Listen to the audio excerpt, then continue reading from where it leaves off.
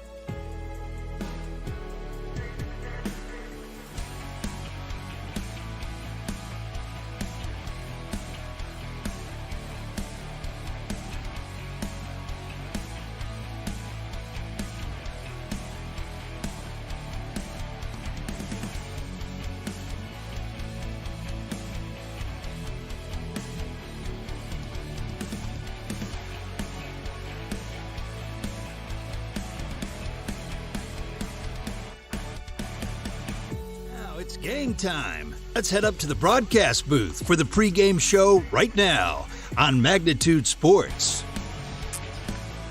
Good afternoon, baseball fans, and welcome into Hatton, North Dakota, where we are gearing up for District 6 Class B tournament action. Once again, we are in Hatton, North Dakota, where the first game or the game we're going to have broadcast for you is going to feature the visitors on the scoreboard, the Kindred Vikings, coming in with the number 5 seed, taking on the number 4 seeded Hillsboro Central Valley Blue Sox.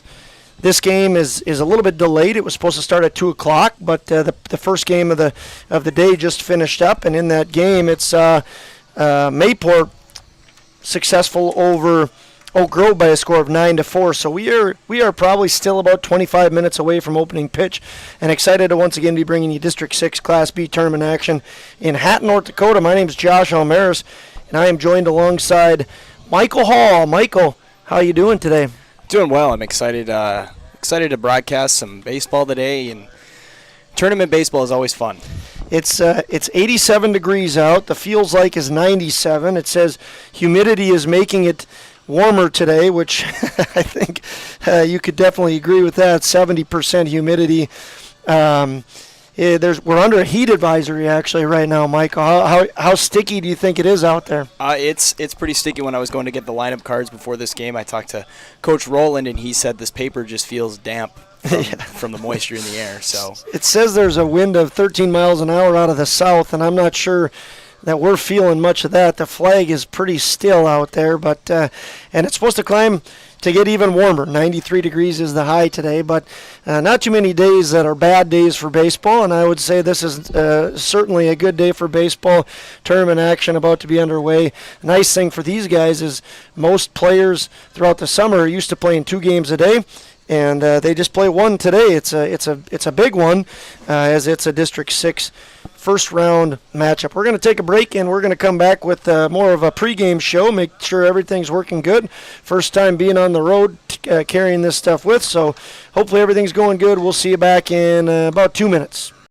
Jamie Swenson, Senior Associate with Park Company Realtors, will help you find the home you're really looking for in your real estate endeavors. Growing up in Gary, Minnesota, and graduating from NDSU, Jamie has made her home in Kindred, proudly cheering on the home team in blue. Selling or buying? Make that home run call to Jamie at 701-799-1779 or visit connectwithjamie.com to browse new listings and listen to the Realtor Moms podcast.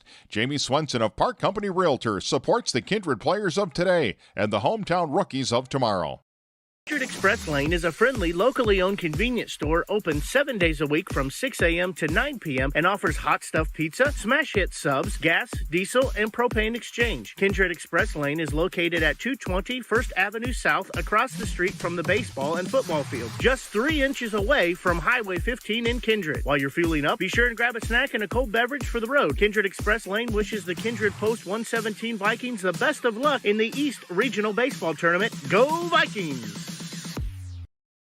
For any accounting needs you may have, Todd R. Wold, Certified Public Accountant, has you covered. From bookkeeping and financial reports to tax planning and preparation, individuals and businesses, he's here to help you achieve your dreams. Give him a call. Todd R. Wold, CPA, 701-356-1040. You can also visit wold-cpa.com. Best of luck to Kindred and both teams in today's game.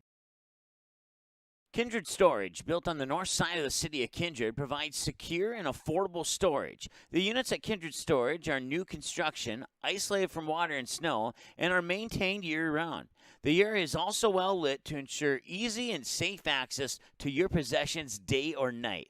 Call 701-428-3121 for unit pricing and more information. You can find Kindred Storage located on the north side of the airport in Kindred. Hey fans, welcome back into Hatton, North Dakota, where we are gearing up for Class B Legion Baseball tournament action. It's a District 6 tournament, and as we had mentioned in the first part of our pregame show, it's going to feature the visitors on the scoreboard, the number 5 seed, Kindred Vikings, taking on the number 4 seed, and the home team on the scoreboard, the Hillsboro Central Valley Blue Sox. Exciting matchup, I think, today. The first game of the tournament just was completed. Mayport was successful in their victory over Oak Grove. It was a 1 and a 8 seed. Mayport, the 1 seed, defeated the 8 seed by a score of 9-4. So a pretty close game early on. This matchup is going to feature two teams that have played each other twice this year. One of the first games of the year, in fact, the second game of the season, was Hillsboro Central Valley traveling down to Kindred. It was a game that was aired on Magnitude Sports, and Hillsboro Central Valley was successful in that game by a score of 5-4. That was all the way back on June 7th. And then on June 30th, Hillsboro Central Valley got the significant better side of things as they defeated the Vikings 10-0. And talking with Coach Rowland, he didn't want to make excuses for the 10-0 loss. He did say, however, that this crew, that was the 4th game of their week. And if you know anything about the Class B Legion team, they are played most of their season with just 9 guys. So a lot for them to be proud of. All these kids are 16 and under. And they just played with 9 guys most of the season. Michael, have you ever played many seasons with 9 guys on your team? I don't think I've ever played a season with only 9 guys, and that gets to be a lot of baseball. You know, baseball is not known as the most physically demanding sport, but if you're playing 4 games out in the sun, it gets to be a lot. Yeah, so we'll see. I mean, the Vikings certainly are excited about the challenge ahead of them. They were excited about being the 5 seed in Hillsboro Central Valley. What we know about a lot of Hillsboro Central Valley teams, they're well coached, they work hard, and they do things with a fiery competitive nature. You've faced some Hillsboro Central Valley teams in the past, right, Mike? Absolutely, and Hillsboro has a great culture up there in all sports. They're always ready to play no matter what, and they have competitive drive in that town, and you can always see it. They're ready to play no matter the sport, no matter the game. We're going to take one more break. Want to thank the folks that have already chimed in and said that things are working. Want to thank Carrie Whipple and my mom, and we want to thank Mike Mason, the owner of Magnitude Sports, for helping get us set up. We're excited to be in Hatton. It's the first road trip that I've made requiring setup, and the first time I get to work with you, Michael. I'm excited to call a game with you. We'll be back in about a minute and a half here, and then we'll take you through the starting lineups.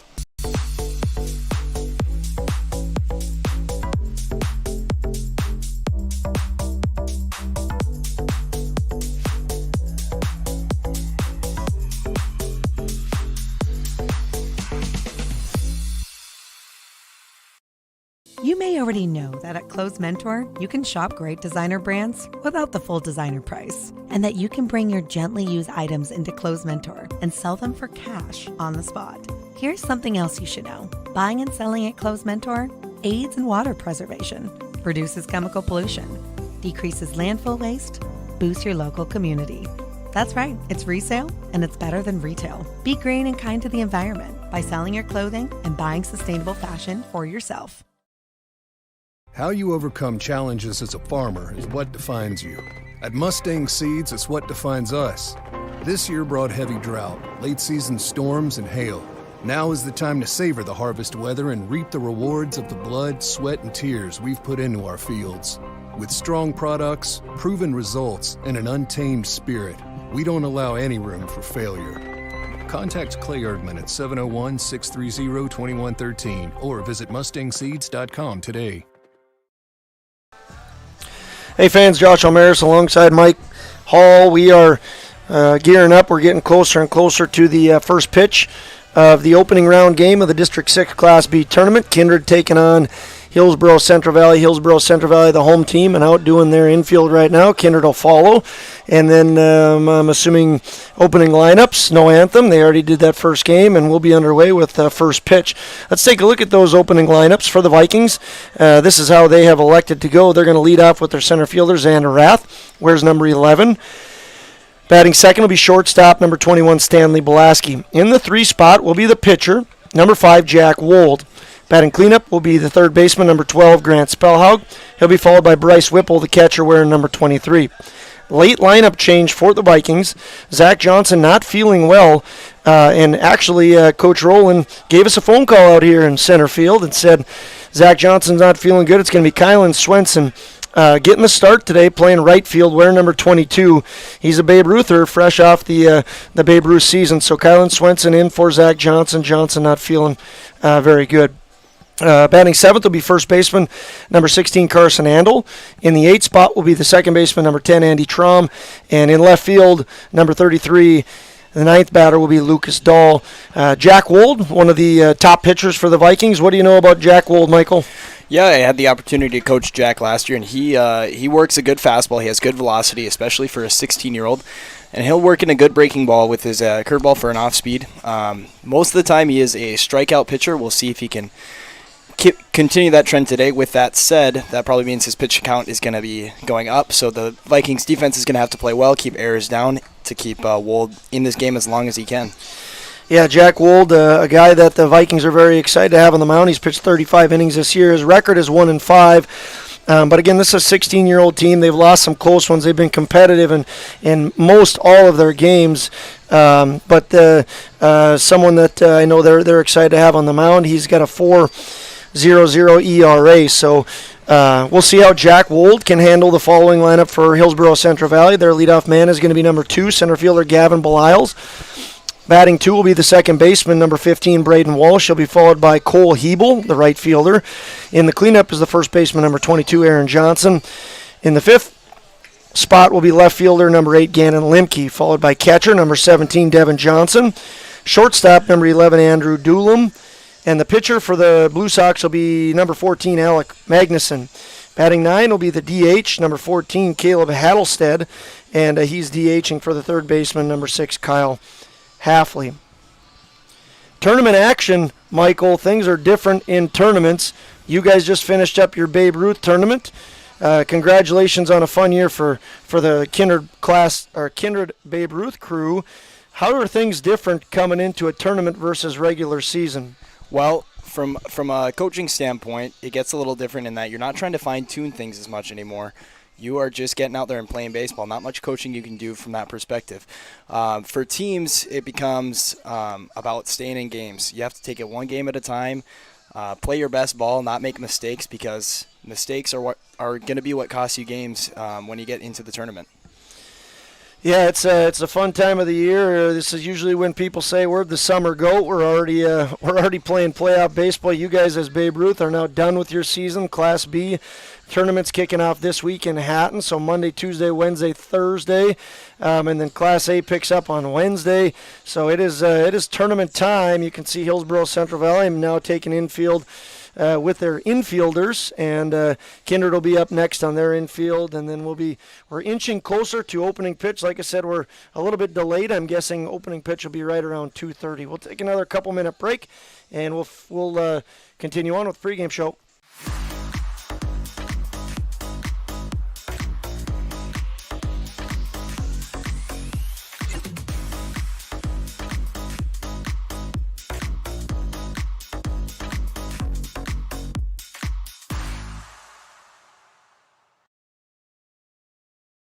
MLGC's story began in 1906 in the rural communities of Enderlin and Cooperstown. Today, MLGC is a fourth-generation family-owned company that can deliver ultra-high-speed broadband, TV, telephone, and advanced business services to customers on a 100% fiber optic network.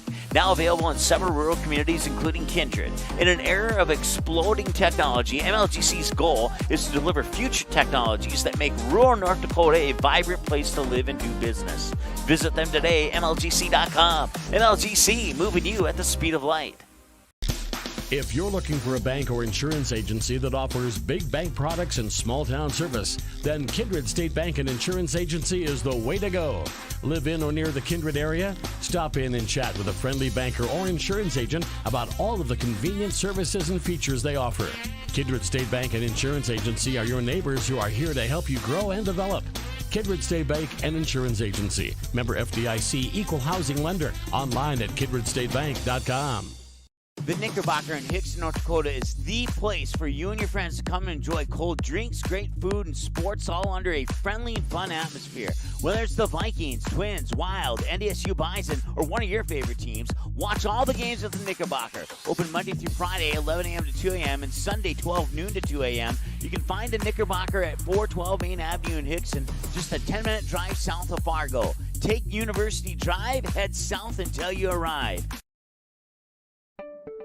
Signorama of Fargo is the trusted, preferred signage vendor of NDSU athletics. The global leader in the sign and graphic industry, Signorama is the way to grow your business. Competitive prices, free consultations and estimates, signage solutions that fit your budget. Signorama is locally owned and committed to community support. Trusted by the Bison, be a championship business with Signorama. Call or go online at sarvalley.com. Hey fans, welcome back into Hatton, North Dakota. We're gearing up for District 6 Class B Babe Ruth action.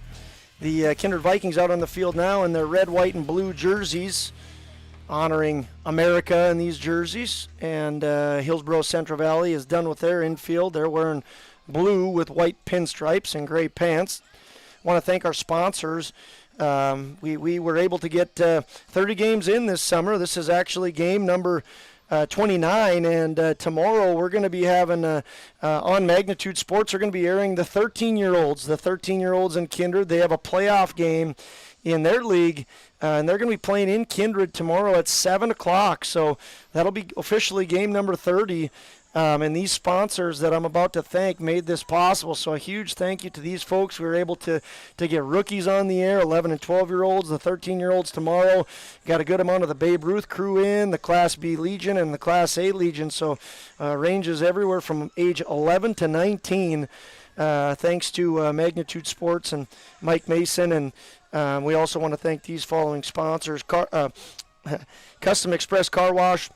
I want to thank the Fryer family for their sponsorship, Goldmark and Andy Westby. I want to thank Signorama and Todd Fry again. Signorama does fantastic work. Take a look out at the baseball field in Kindred. They were responsible for that. I want to thank the Knickerbocker and Mike Bice, such a great supporter of Kindred Athletics. I want to thank Kindred State Bank, Jim Pearson, Sue Failer, and all the folks up at the bank. I want to thank MLGC. Stick around for the MLGC moment of the game. MJ Nipstead. I want to thank the Nipstead family for their support. Jamie Swenson and Park Company Realtors. Every run that's scored is brought to you by Jamie Swenson. When these players come into home, think about getting yourself into a home with Jamie Swenson and Park Company Realtors. Want to thank Runnings of Moorhead, Express Lane, Jason Getty. Big thank you to him. Want to thank Todd Wold, his son Jack, taking them out today. So Todd Wold, thank you, and good luck as Jack Wold's representing the family for you tonight. Kindred Storage. I want to thank Viking Homes and the Opgrand family. I want to thank Cole's Mentor and the Ovitson crew, and Mustang Seed, Clay Erdman. I want to thank all you guys for allowing us to broadcast. And once again, if you're looking for something to do, tomorrow in Kindred, the 13-year-olds are going to be playing at home. And it's a battle of 13 Kindreds against the 13 Kindreds to continue on in their tournament. We're going to have it live on Magnitude Sports tomorrow night at 7 o'clock. Cool field, great atmosphere out here. Michael, take us through the dimensions of this field. Sure thing. Yeah, we have some interesting dimensions here in Hatton. It's always interesting. I believe this is probably used as a football field as well in the outfield. And so in left field, the very corner, we have 270 to the foul pole. Then it steeply goes out to 365 in left center. Just in center field, dead center field here, we have 315, and in right field, we have 325 at the foul pole. So if you get a hold of a ball right down the line, you got a chance there. But like I said, it's very steeply. I'll see if I can get it on camera. Goes out to 365 in that corner there in left center. Back in the day when I was a Legion player, I remember I told you this story. Mike and I rode together today. I remember a big home run coming off the bat of one player in particular on our team, and he hit it over that left field fence. It was just 270 across the road and into the yard of the blue house. And update, the house is still blue from all the way back. I think that was in 1999. But it's always fun to come to small towns and see. Especially tournament time, towns take a ton of pride in what they do to make a great tournament atmosphere and neat dimensions. We said this field really reminded us of, for those of you close to Kindred, what particular ballpark? It reminds me a bit of Enderlin, just kind of mirrored on the other side, right field, a short right field. And then the only difference here is the scoreboard is not in play in this field. Yep, so a beautiful field. Looks like Kindred about to be done with their warm-up, maybe another couple minutes, and then they'll have starting lineups. And we're gearing up for baseball action. We're going to take another break and maybe have one more segment of the pregame show before we are ready for opening pitch. Thanks for tuning in. Josh Almaris alongside Mike Hall. District 6 Class B Legion baseball action. Buying, selling, or leasing commercial real estate or farmland in the Fargo-Moorhead and surrounding area? From office to retail, industrial to multifamily, commercial land to farmland. As the #1 commercial, sales, and leasing brokerage in the FM region, Goldmark Commercial has the experience and skills to handle all of your commercial real estate and farmland needs with the highest levels of customer service and marketing around. Trust the experts at Goldmark Commercial Real Estate to lead your team to success.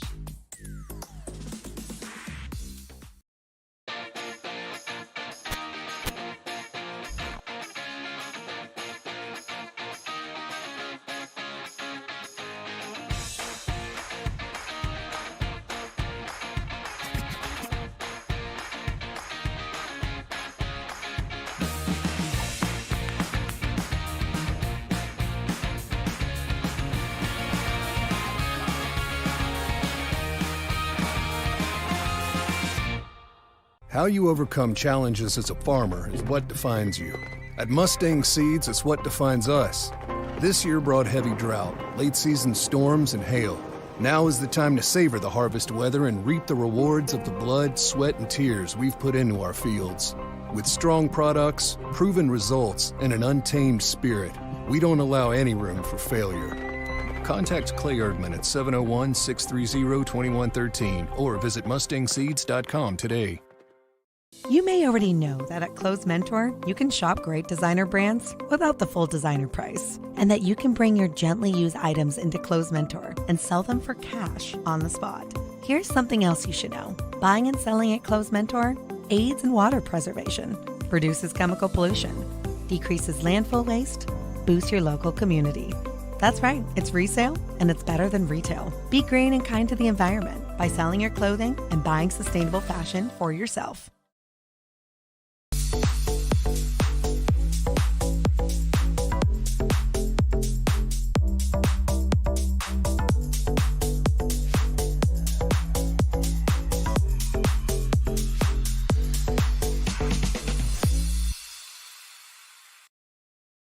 Kindred Storage, built on the north side of the city of Kindred, provides secure and affordable storage. The units at Kindred Storage are new construction, isolated from water and snow, and are maintained year-round.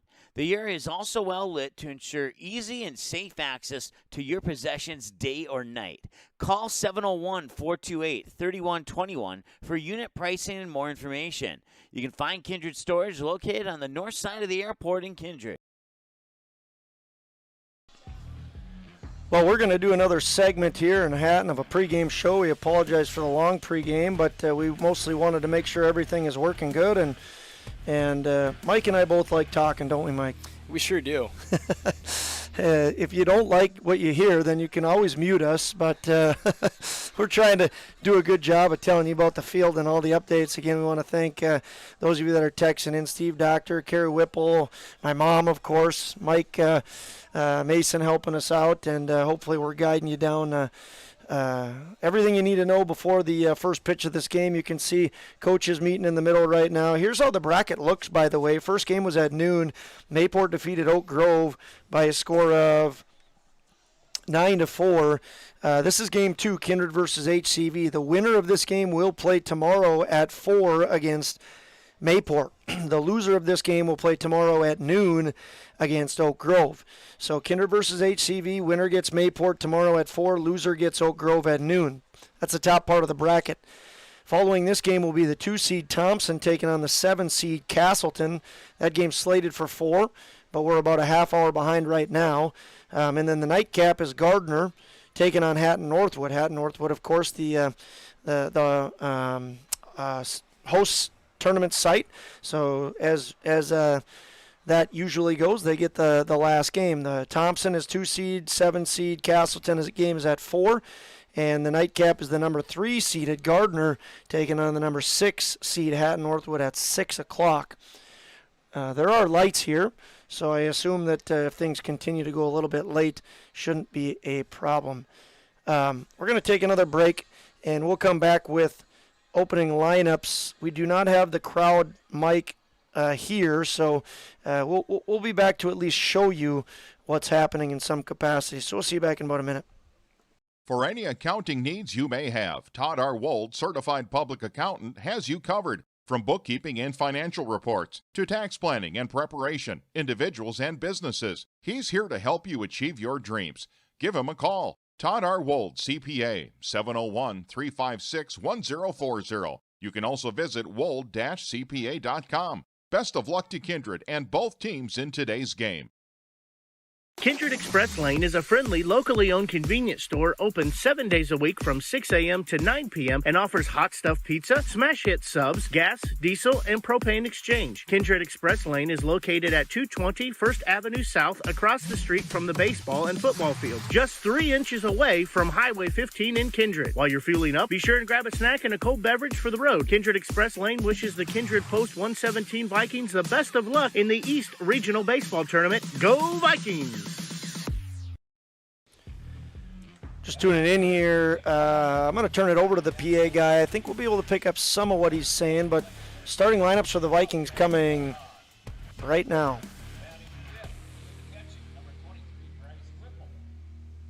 Batting 6, playing shortstop, number 22, Killen Swenson. Batting 7, playing first base, number 16, Carson Andel. Batting 8, playing second base, number 10, Andy Tromp. And batting 9, playing left field, number 33, Lucas Dahl. So one more time, that's Xander Rath playing center, Stanley at short, Jack Wold on the mound, Grant Spellhog at third, Bryce Whipple catching, Kylan Swenson. He says Kylan Swenson in right, Carson Andel at first, Andy Tromp at second, Lucas Dahl on left. Second base, number 15, Brady Walsh. Batting third, playing right field, number 13, Cole Hebo. Batting fourth, playing first base, number 22, Aaron Johnson. Batting fifth, playing left field, number 8, Ganna Glipke. Batting sixth, doing the catching, number 17, Devin Johnson. Batting 7, playing shortstop, number 11, Andrew Doolum. Doing the pitching, batting 8, number 14, Alec Matheson. And the DH, batting 9th, number 19, Caleb Haddlestead. And number 6, playing third base, Kyle Hafley. So for the Hillsboro Central Valley Blue Sox, post 4 and post 256, it's Gavin Beliles in center, Braden Walsh at second, Cole Hebel in right.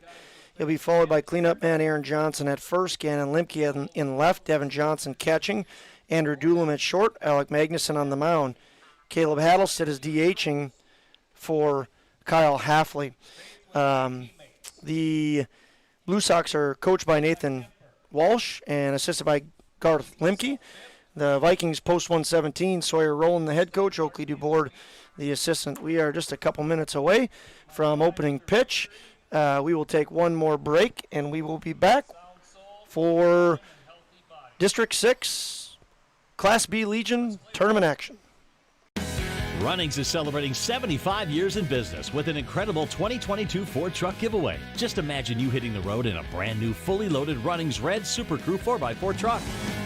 Don't imagine it. Make it happen by entering to win now through August 10th. To register, grab a prize card from your local Runnings store or visit runnings.com/2022 Ford Truck Giveaway. No purchase necessary. Must be 18 or older to enter. Enter to win today. And thank you for shopping at Runnings, your home, farm, and outdoor store.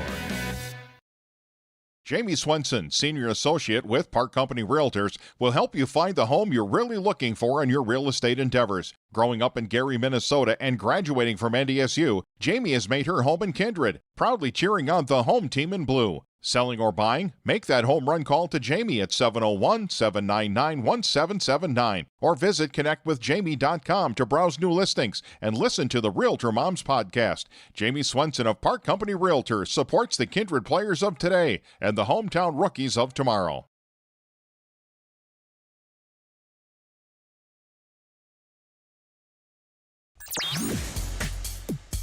Hey fans, and welcome once again to Hatton, North Dakota. Josh Omeris alongside Michael Hall.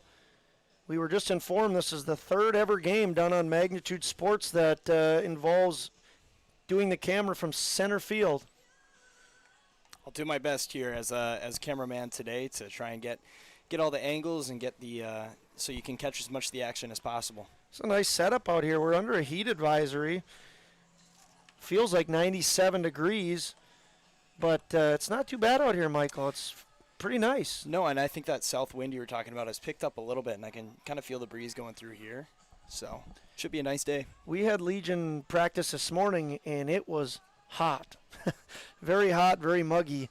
This doesn't feel near as bad as what I was thinking it was going to be. No, you would expect with a hot start to the morning that it would maybe get to triple digits today, but we haven't seen that yet. And if you missed it, once again, Kylan Swenson into the game for the Vikings. Zach Johnson wasn't feeling good. The PA guy must have seen him either play Babe Ruth baseball or football because he called him Killin' Swenson. Kylan kind of has been killing it lately. Yeah. I'm surprised we haven't come up with that nickname for Kylan Killin' Swenson.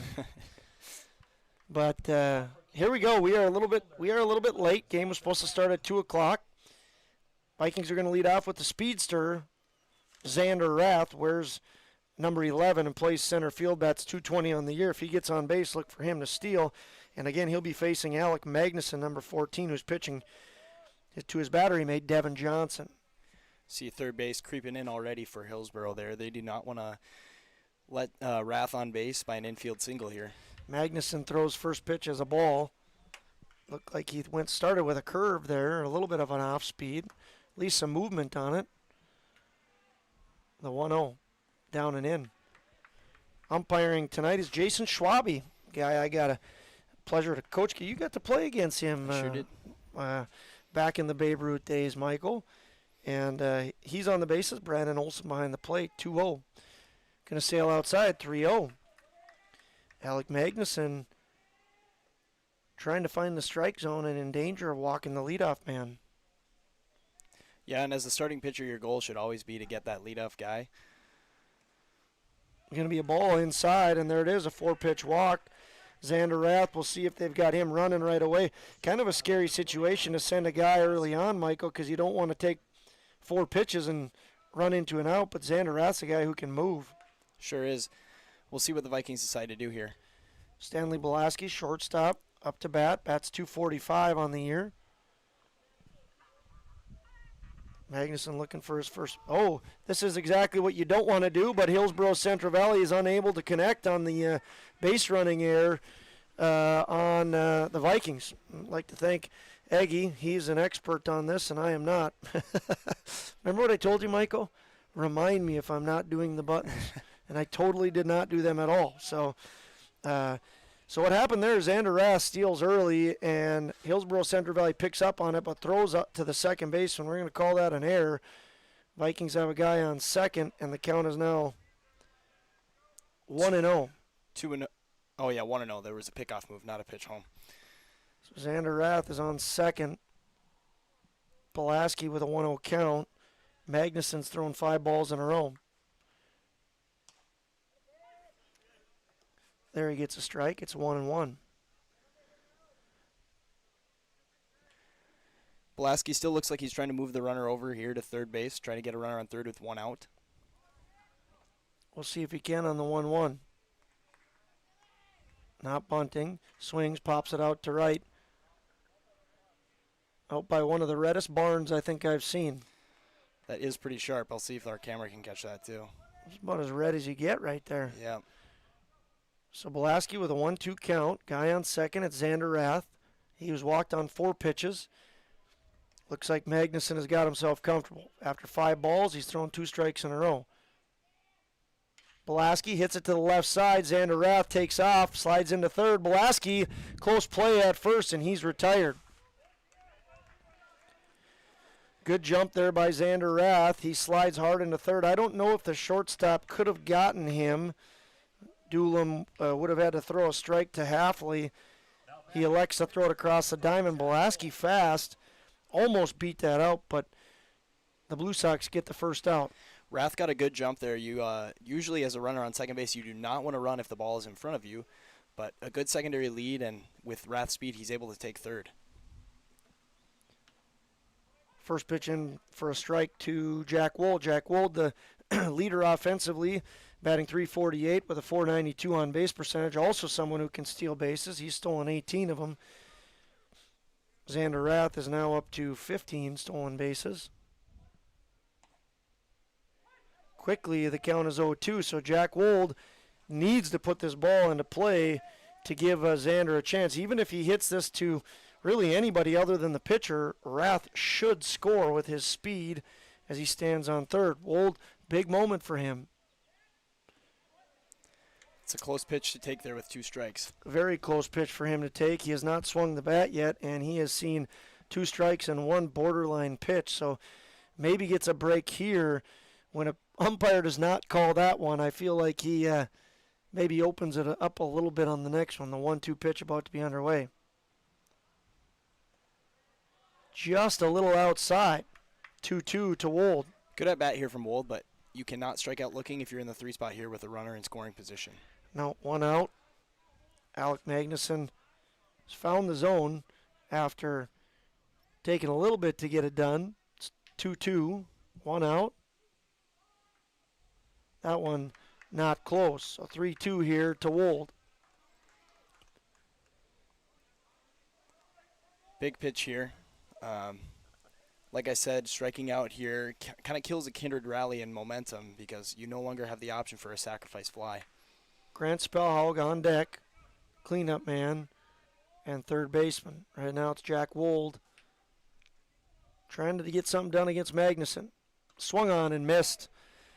Wold strikes out. Big out for Alec Magnuson and the Blue Sox. Xander Rath, had that ball been put in play, more than likely scores from third. We'll see if Grant Spellhaug can get the job done. Just what Magnuson needed there.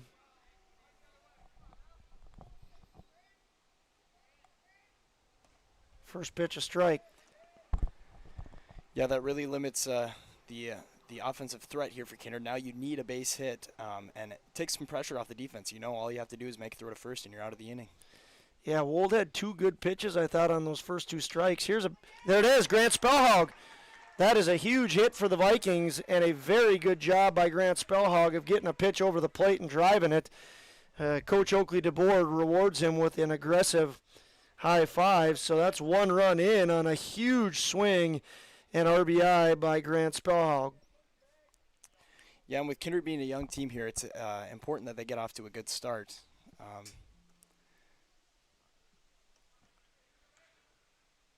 Now batting will be Bryce Whipple, number 23, the catcher. He's hitting .318 on the year.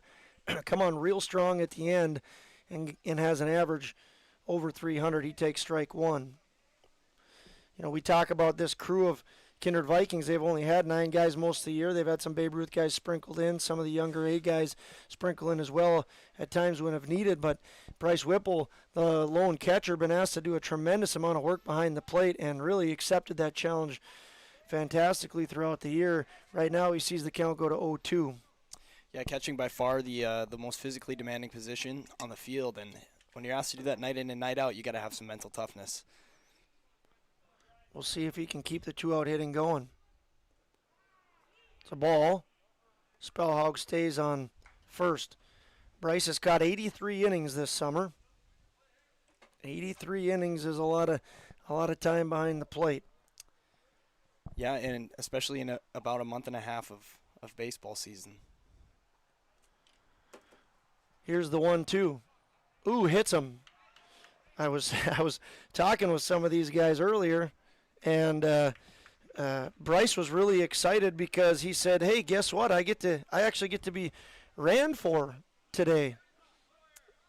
I'm not sure if the Vikings are going to. Yep, here we go. Here we've got the courtesy runner. So, sorry to cut you off there, but it looked like they called a balk before he threw that pitch. Okay. And then it still hit Whipple. Should he? It's a live balk in Legion baseball. Okay. So both runners advance. So Coach Rowland, he likes to say, we're going to put Bryce on, especially with a 1-2 pitch. You want to put Bryce on. You got runners on first and second now, and you got a fresh count to now Kylan Swenson. I can't see who's courtesy running there. It looks like Jack McDonald, right? Yes, yes, it is Jack McDonald. So Jack McDonald, courtesy running, number 19. And Grant Spellhog on second. Huge hit, if you missed it, off the bat of Grant Spellhog with 2 outs to score Kindred's first run, Xander Rath. Up to bat, Kylan Swenson. Tries the bunt. Foul ball. And the count's going to go to 1-1. Kylan Swenson in the game.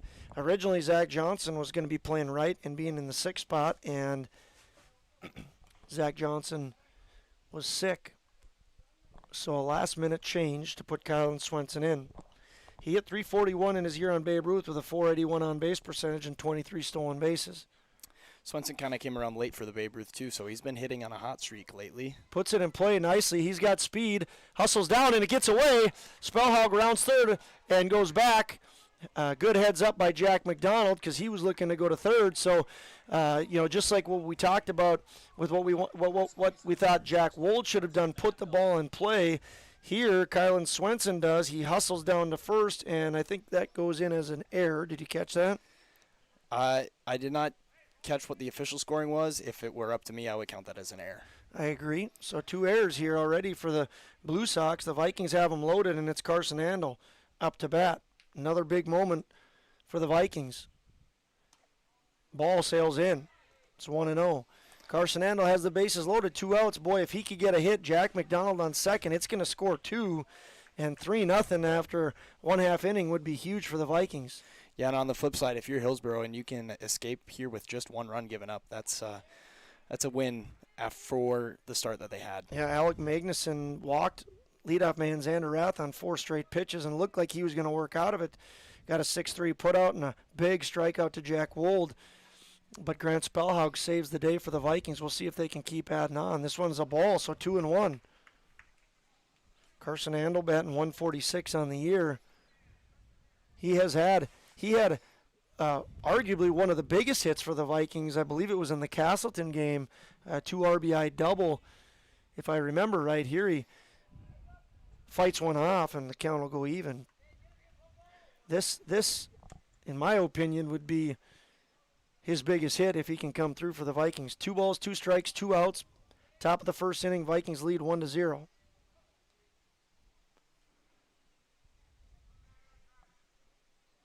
Magnuson pitches. Swung on and missed. Nice pitch by Magnuson, and that'll retire the Vikings in the top of the first. In the top of the first, the Vikings get 1 run on 1 hit. There were 2 Blue Sox errors and 3 Vikings left on base. After 1/2 inning of play, the Vikings strike with 1 run, and the Blue Sox are coming to bat.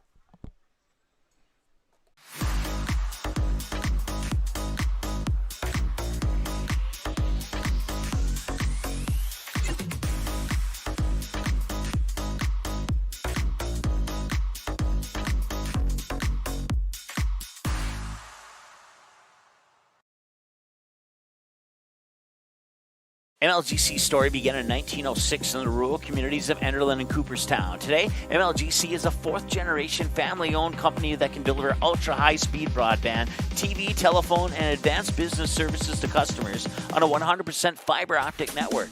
Now available in several rural communities, including Kindred. In an era of exploding technology, MLGC's goal is to deliver future technologies that make rural North Dakota a vibrant place to live and do business. Visit them today, MLGC.com. MLGC, moving you at the speed of light. Hey, baseball fans, welcome back into Hatton, North Dakota, where the Blue Sox are going to send to the plate Gavin Beliles, Braden Walsh, and Cole Hebel. The Hillsboro Central Valley Blue Sox see themselves down 1, but they haven't got a chance to hit. This is post 4 and post 256 in the top half of the first inning. It was Alec Magnuson who threw 28 pitches. Vikings did pick up a run there. And here we have first pitch coming from Jack Wold. Pop back. We are out in center field and staying somewhat cool. Michael Hall joining me. Staying cool on a hot and humid day. Heat advisory out. We're doing okay if you're wondering. I'm sure everyone's worried about the broadcasters here. I know. Jack Wold, that good mix of pitches that you talked about in the pregame, you can see it there. He threw his fastball and then he threw his curveball that sailed out. 1-1 pitch coming. A little bit up. So you definitely do not want to put a free runner on after you came out and scored a run. No, the Vikings scored a run in that first inning, and as a pitcher, your goal is to have a shutdown inning here. Attack that first batter, which Wold has fallen behind 3-1. I got to attack that zone. Gavin Beliles, the leadoff man, wears number 2, plays center field. Nice job of pounding the zone, fly out to left field, and there is Lucas Dahl making the catch. So Lucas Dahl catches the fly off the bat of Beliles. We'll see if Jack Wold can get ahead of Braden Walsh this time. 3-1 pitch was lifted out to Lucas Dahl. Much easier as a pitcher if you get strike 1. Now Braden Walsh to the plate. Wold does find strike 1 there. Works ahead in the count. Vikings got 1 hit in the top of the first, and it was a big one by Grant Spellhaug. Just misses a little bit out there. Wold does. Count goes to 1-1. If we're going to air complaints early, my only complaint about the situation here is this fly that's bugging us. Yes, and it seems to be just one. Getting right up in my grill and then going over to you. It's been an inning of flies. Dahl recorded a fly. I'd like to take care of the one in here. Strike 2 evens up the count, 2-2. Once again, Braden Walsh, second baseman, number 15, up to bat. Here's the 2-2 coming from Wold.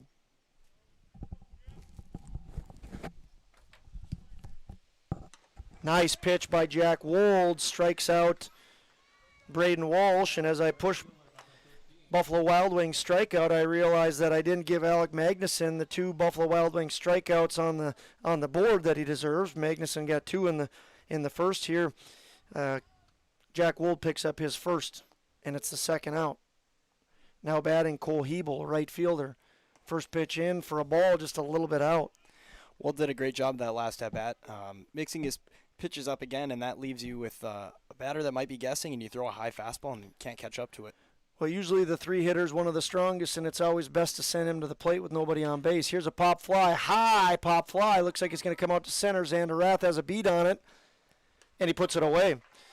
So very good inning from the Vikings. They score 1 in the top half, and in the bottom half, the Blue Sox get no runs on no hits. They leave nobody on base, and there were no Viking errors. After 1 inning of play, it's the Vikings 1 and the Blue Sox 0. If you're looking for a bank or insurance agency that offers big bank products and small town service, then Kindred State Bank and Insurance Agency is the way to go. Live in or near the Kindred area? Stop in and chat with a friendly banker or insurance agent about all of the convenient services and features they offer. Kindred State Bank and Insurance Agency are your neighbors who are here to help you grow and develop.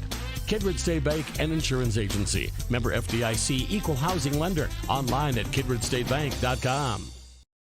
The Knickerbocker in Hickson, North Dakota is the place for you and your friends to come and enjoy cold drinks, great food, and sports all under a friendly and fun atmosphere. Whether it's the Vikings, Twins, Wild, NDSU Bison, or one of your favorite teams, watch all the games at the Knickerbocker. Open Monday through Friday, 11 a.m. to 2 a.m., and Sunday, 12 noon to 2 a.m. You can find the Knickerbocker at 412 Main Avenue in Hickson, just a 10-minute drive south of Fargo. Take University Drive, head south until you arrive.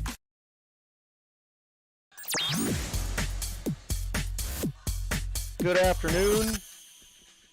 Once again, Josh Omeris alongside Michael Hall. I'd like to thank some of the fans that are tuning in. Ryan Sunram just saying thanks for covering, and we're going to direct that thanks one more time to our sponsors. It's we got to get all of the Babe Ruth Kindred Viking games on air. We've gotten 11 and 12-year-olds on air. We're getting a 13-year-old playoff game between the two Kindred teams on air tomorrow. Jamie Swenson, Runnings, Express Lane, Todd Wold, and Kindred Storage. Viking Homes, Close Mentor, Mustang Seed, Custom Express Car Wash, Goldmark, Sinorama, the Knickerbocker, Kindred State Bank, MLGC, and MJ Nipstead. We wouldn't be able to do this if it weren't for those folks. Up to bat for the Vikings going to be 8-9 top, Andy Traum, Lucas Dahl, Xander Rath. Nice piece of hitting there by Traum, jumping on the first pitch, the diamond cutter up the middle. That's a young man that's improved a lot throughout the year, Michael. Yeah, Traum always willing to come to work, and when you're hitting kind of towards the bottom of that lineup, you want to attack a pitch if you see one that you like early. Yeah, you're going to see a lot of fastballs in that spot, and Andy gets up there. He's batting 100. He also has had one game in particular that he had a big hit. I think the Vikings won 2-0, and he hit in the both runs, but just gets up there and hacks away. Andy Traum. Not many people that work harder than that young man. Andy Traum on first base. Lucas Dahl up to bat. Lucas Dahl batting .316 on the year. First pitch was in for a ball. Second one a ball as well. When you have the 8-9 batters up to hit, what's your main thing you're looking for, Mike? You want to attack the strike zone and trust your defense to make their plays. Yeah, defensively, you want to make sure you don't let them get on base. And, of course, offensively, you're doing anything you can to get a guy or two on base for the top of the order. Yes, if your bottom of their lineup can get on, that leaves a great opportunity for your best hitters in the top of the lineup to come around and create some offense for you. 2-1 pitch, just a little bit low. It'll go to 3-1. Great job by Lucas Dahl here. You know, those are borderline pitches that he's just choosing not to swing at because he's not wanting to get himself out. We'll see if he gets something on 3-1 that he likes. That one would look to be right down Broadway. 3-2. Big pitch coming from Alec Magnuson. You do not want your 8 and 9 hitters to slip past you. Dahl at the plate. Swings, hits it to the right side. Second baseman not able to throw to second. Good hustle there by Traum. Traum will go to second. And Lucas Dahl will get the unofficial sack. It'll be a 4-3 putout. Nice job there by Walsh throwing on to Johnson. Would have been an awful close play at second with Traum running hard. Yeah, from the way that ball came off the bat, I thought they certainly were going to have a chance for two, but take one out. Works out for the Vikings, works as a sacrifice in effect. Xander Rath up to bat. He saw 4 pitches. They were all balls. Walked, stole second, advanced to third, and then scored on a big hit off of Grant Spellhaug's bat. He squares the bunt and pulls back. It's 0-1. And I can't imagine, maybe it is called as a sacrifice, but if that's a base hit bunt, I'd certainly like to show a little later. We'll see if he does it again. He does not. Ball in the dirt. Traum steps hard and then backs off. Again, good baseball IQ from Traum, seeing dirt, stepping hard, and then realizing it's in front of the catcher and scampering back. 1-1, 1 out. if Xander puts this bunt down, he's not looking to just move a runner. He is fast, part of the championship track team, and he is very fast.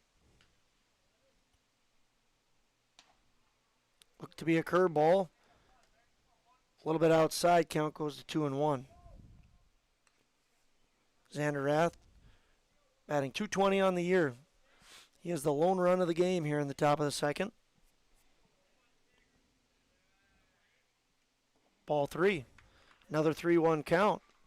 Good at bat. The Vikings so far have not expanded the zone. They've been swinging at pitches that are in the strike zone, not out of the strike zone. Yeah, and even the borderline pitches, the umpire seems to have a fair zone, a little bit tighter, and they're just not swinging at things that are going to get him out. There he gets a one that's a good pitch and falls it straight back. 3-2 pitch coming soon. Another big moment for the Vikings. If they can add on another run here, it would be big for them. Stanley Belaski on deck. 3-2 pitch to Xander Rath, the leadoff man. Swings, punches it to the right side. Great running by Traum. Xander Rath, one step is all he got beat out there by. On a ground ball to the first baseman. Talking about that speed. So the 3 put out. Aaron Johnson touches first. Big moment for Stanley Belaski. 2 outs, runner on third.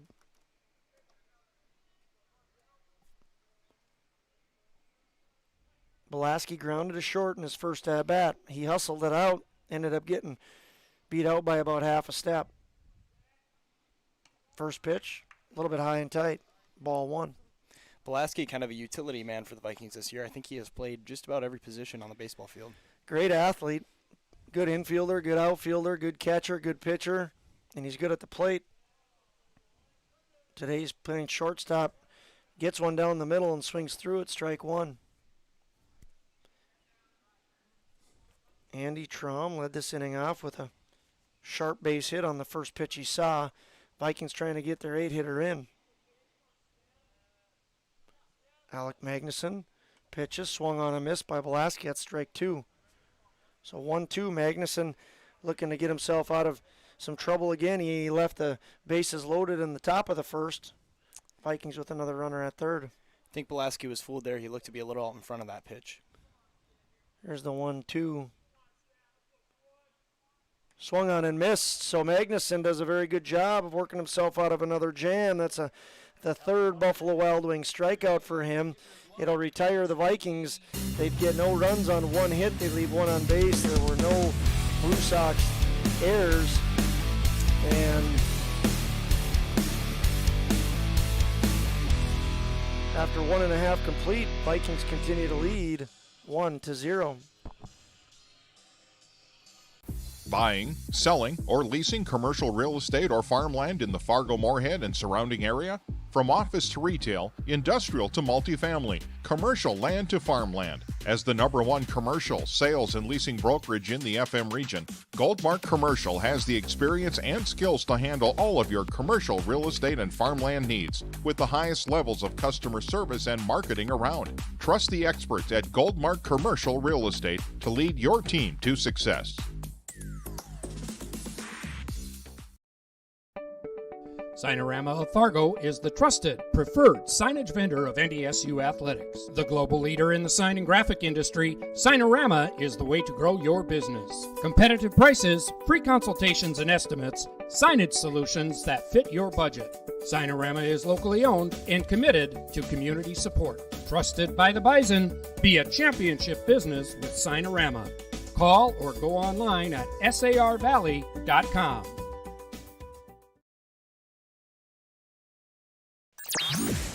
Welcome back to Hatton, folks. We're about to begin the bottom of the second, where the Blue Sox are going to send first baseman Aaron Johnson, left fielder Gannon Limke, and catcher Devin Johnson to the plate.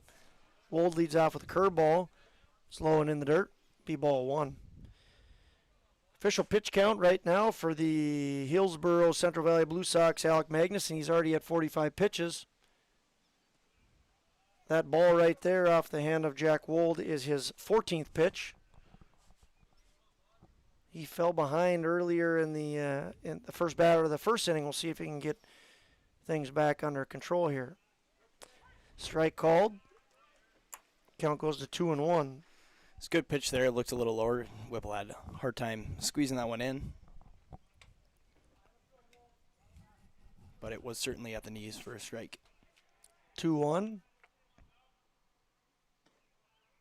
Just a little bit outside. It'll be 3-1. So the last 3-1 batter was the leadoff man in the first inning. He flew out to left field. Wold got to throw a strike here. Challenge the Blue Sox. See what Aaron Johnson does. Swung, fouled back. Count goes to full. Yeah, Wold did a good job working out of that 3-1 count and really settled in that inning. He only had 12 pitches in that first inning. We'll see if he can back that up with a good second inning here. Wold working from the full in his America jersey. Swung on and hit sharply out to left field. Lucas Dahl's there to cut it off, and it's going to be a leadoff single for the Blue Sox. Aaron Johnson picking up the first hit for the Blue Sox. And that'll bring to the plate left fielder number 8, Gannon Limke. First runner for the Blue Sox, Aaron Johnson, good hitter. Turns on that one. Gannon Limke now trying to follow suit. This one's popped up in the infield. Nope, out to the outfield. A little bit different perception out here. Kylan Swenson out and right. And makes a nice catch. Yeah, that one only drifted about 80 feet into the outfield. One of the pieces of advice we got was don't get right and left mixed up when we're looking on things the opposite way. And I did almost catch myself saying that was out to left. But it was not. It was Kylan Killen Swenson out and right who made the catch. This one gets away from Whipple, but not far enough for Johnson to advance the second. It's a ball. I like the angle we have out here for the at-bats. A little bit tougher to catch all the plays in the field, though. 1-0 pitch. Strike, the outer part of the plate. Goes to 1-1.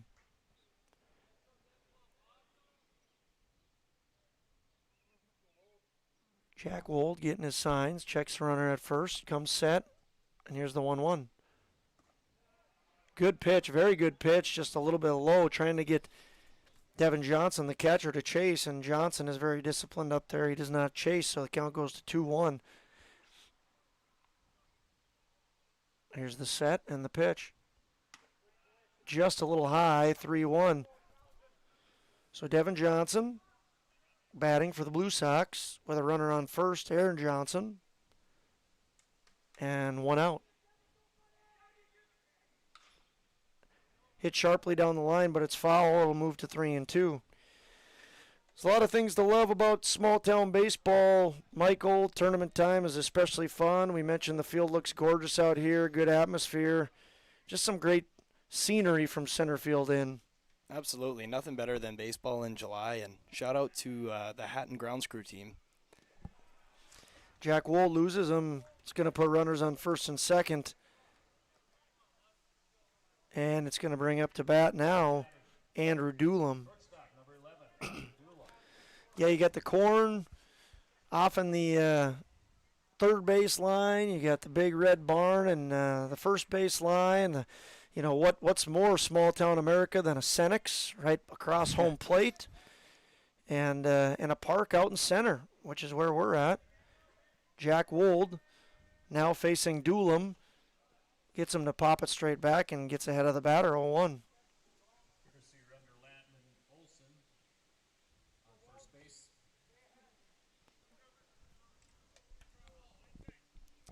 Yeah, there's been a lot of talk about baseball being a dying sport. It's certainly alive and well in North Dakota. Absolutely. That's a fantastic curveball. That's alive and well there. 0-2. Yeah, baseball, I mean, certainly even in Kindred, we've seen our program grow significantly, and there's a lot of programs that are coming back as well. It's it's fantastic to see so many teams doing well. I mean, just in this ball's hit, foul down the line. In your Babe Ruth tournament, a team, we'll give a shout out to is the Hankinson Hurricanes. They are the 7th seed on the regular season and had very limited numbers. And here they put together a fantastic year. They go and take second place in the tournament. Kudos to Zach Nelson and his crew. Boy, they played some good baseball. Fantastic pitch there from Jack Wool, just a little bit out, but trying to get Doolin to swing under his terms. Doolin with some good discipline. Moves the count to 1-2. Strikeout would be big for the Vikings. Fouled back. Great at bat here from Doolin. Andrew Doolin putting together a very good at bat indeed. Fouling off close pitches, looking for his pitch to drive. Here's the 1-2. Doolin swings, hits it to Grant Spellhog. Spellhog making a case for player of the game early on. He's going to finish up Doolin on the L5 and then throw on to Andy Traum for the L5-4 double play, getting Aaron Johnson out. And just like that, the threat is over. The Blue Sox get no runs on one hit. They leave one on base. There were no Viking errors. And after 2 complete, the Vikings continue to lead by a score of 1-0.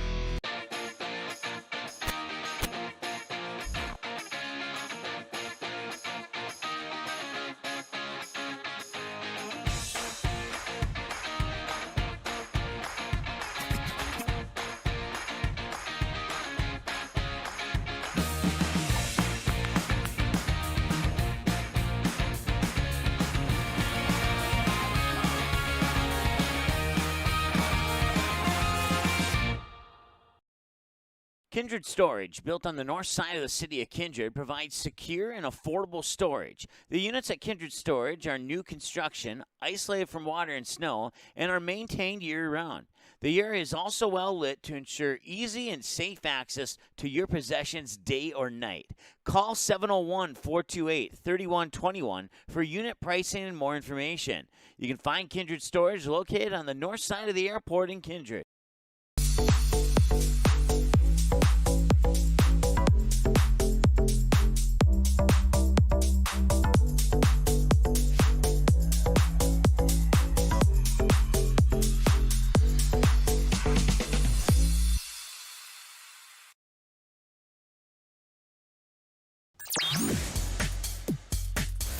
Hello once again, fans from Hatton, North Dakota. We are going into the 3rd inning of District 6 Class B tournament action. The Vikings are leading by a score of 1-0. Jack Wold has thrown 31 pitches in the first 2 innings, and his opposing pitcher, Alec Magnuson, has thrown 45. This is pitch number 46 underway to aforementioned Jack Wold. It's swung on and fouled back by Jack Wold. He'll be followed by Grant Spellhog and Bryce Whipple. Wold struck out in his first at-bat in the first. He's 0-1 right now. Curveball, high and in. The Blue Sox have settled in here, kept it at a 1-0 ball game. We have a good battle going here. If I'm Kindred, I'm looking to open this lead up a little bit in this inning. Absolutely. These two teams played to a 5-4 game in Kindred on June 7th. It was the second game of the year for the Vikings, the first game of the year for Hillsboro Central Valley. It was a very good match. Wold did pitch just 2 innings. He came in and pitched the 6th and the 7th. Alec Magnuson is a guy that they have not seen yet. Jack Wold gets beaned here to lead things off. So this is the 3rd consecutive inning that the Vikings have gotten their leadoff runner on base. First inning was Xander Rath. Second inning was Traum, and now it's Jack Wold. We'll see what they do with it. Grant Spellhog making a case for player of the game early on here. I want to thank Runnings for their sponsorship and for player of the game. He had a 2-out RBI in the first and just ended the second with a big double play. Wold likely candidate to steal. He does not here. Ball gets by the catcher, and now he takes second. So ball in the dirt. Wold with a nice heads-up play. Wold's at second on the wild pitch. It's the importance of having a secondary lead and making sure you're reading a ball in the dirt, and he jumped right away, and there was going to be no chance at second base. Yeah, it didn't scoot too far away from the catcher, but with a jump like that, no way they were going to get Wold. Curveball, nice curveball, thrown on the outer part of the plate. Will move the count to 1-1. Blue Sox aren't holding Wold to a particularly close lead. I would See if the shortstop moves a little more on this play. Here the shortstop's doing it, and boy, he's playing deep. Another curveball, tries to float it just a little bit further out, and home plate ump Brandon Olson says nope, it's a ball, 2-1.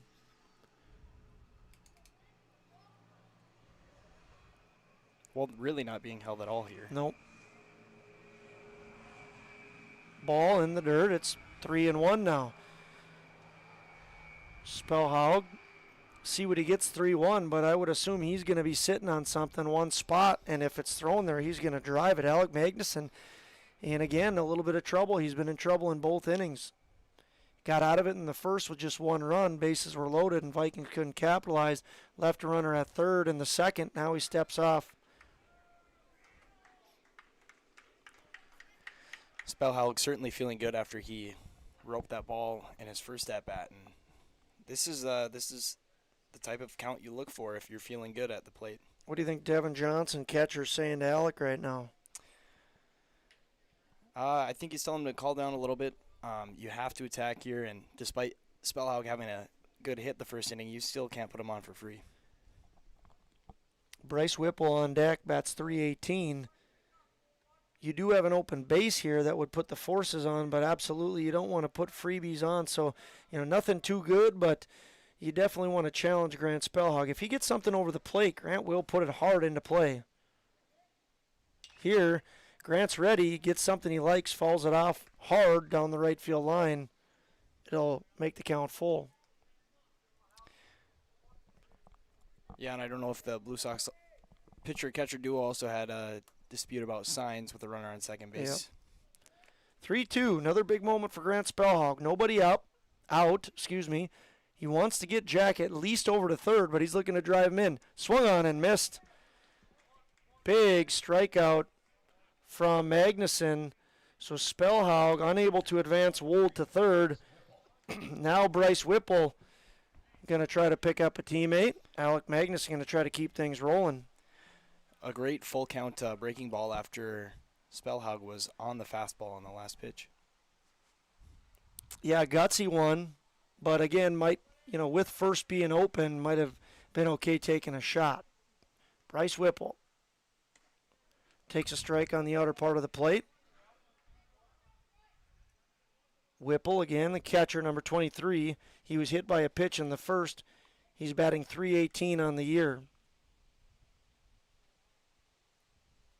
Wold at second. Nobody holding him now. Opportunity. Now second slips over. There's certainly a gap in right center field for Whipple to hit here. Curveball. A little bit high and tight. Going to be a ball. Count goes to 1-1 in the top of the third here with a runner on second. One out. Magnuson steps off. And now he looks in to his catcher, Devin Johnson. Here's the set. Might be a pick play coming, and it is. Wold privy to it. Gets back, throws out to center. But a good job by the center fielder, Gavin Belials, to be out there.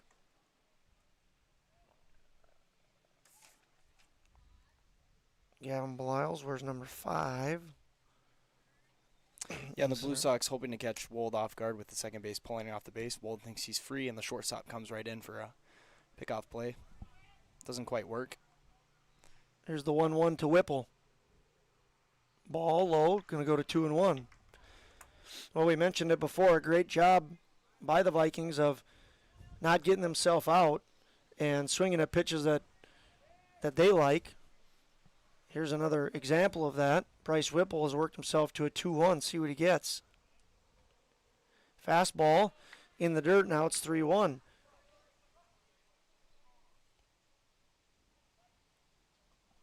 Vikings have 2 hits and have threatened every inning. Something fell out of Wold's pocket there. Time is called. And now Magnuson's going to get ready to face Whipple once again. 3-1 pitch. Strike. Fastball. going to make the count full. You know, if nothing else, the Vikings with this selectiveness are working up the pitch count of Magnuson and looking to either strike when he gets a little more tired or make them use another pitcher early on in the tournament. Here's the pitch, 3-2, curveball, just a little bit upstairs, and that'll put Whipple on. Brings up the right fielder, number 22. And up to bat will be Kylan Swenson. Yeah, and in a double elimination tournament, you are certainly looking to win that first game because you create a lot of work for yourself if you get put into that win-back bracket. And so I don't know what pitcher the Burros are using here, but they certainly don't want to go to another guy. Jack McDonald, courtesy running for Bryce, give him a break. And it's Kylan Swenson into the game. Zach Johnson was sick, so it was a late change in the lineup. Kylan Swenson with a big moment here. Fouls that one back. In his first at-bat, hit a ball to the third baseman. Third baseman threw to first. Kylan Swenson hustled it out. It was a bang-bang play, but the first baseman dropped it. We ruled it as an error. See if he can put this into play. 1 out. Good take by Swenson. The curveball is a good pitch off Magnuson, but the discipline of the Vikings. Great approaches at the plate so far. Here's the set and the pitch. Chopped. If that's going to be a really tough play to get Kylan Swenson, and it's not going to be made. We're going to call that an infield single. And guess what, Mike? I just killed that fly. You excited about that? I'm pretty excited about it. That one fly that's been bugging us is now dead. Appropriate that it happened with killing Kylan Swenson up to bat. A high one hopper over the head of Alec Magnuson, and as soon as he could not get that, we knew it would be tough. Bases are loaded for the Vikings one more time here. Up to bat is Carson Andel. Big moment. He struck out in the first. This is exactly what Magnuson needs. Popped up. Shallow right field. Right fielder makes the play, and on third base, Jack Wold bluffs the tag, not able to get a throw, and unfortunately for the Vikings, they're not able to get anything done off the bat of Carson Andel. They'll keep him loaded. Big out for the Blue Sox and Alec Magnuson. That'll bring up Andy Traum. He had a hard single up the middle in his first at-bat. If he can do that now, that would be big for the Vikings. Kylan Swenson on first. McDonald on second. Smart pitch there by Magnuson, understanding Traum hit his fastball hard up the middle last time. He leads him off with a curveball over the middle. The Vikings just can't afford to leave runners in scoring position again. This one sails out. It's going to be a ball. See if I can get my left on base back. They have left 4 on base up to this point. This one a ball. Count's going to go to 2-1.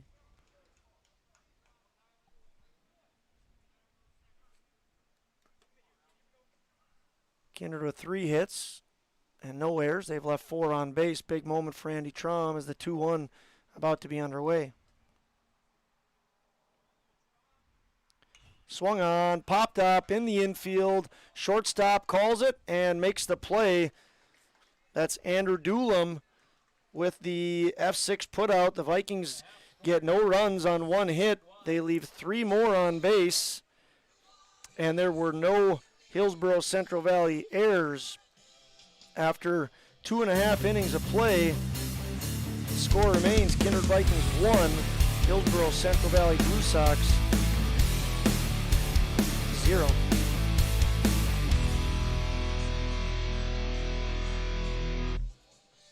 How you overcome challenges as a farmer is what defines you. At Mustang Seeds, it's what defines us.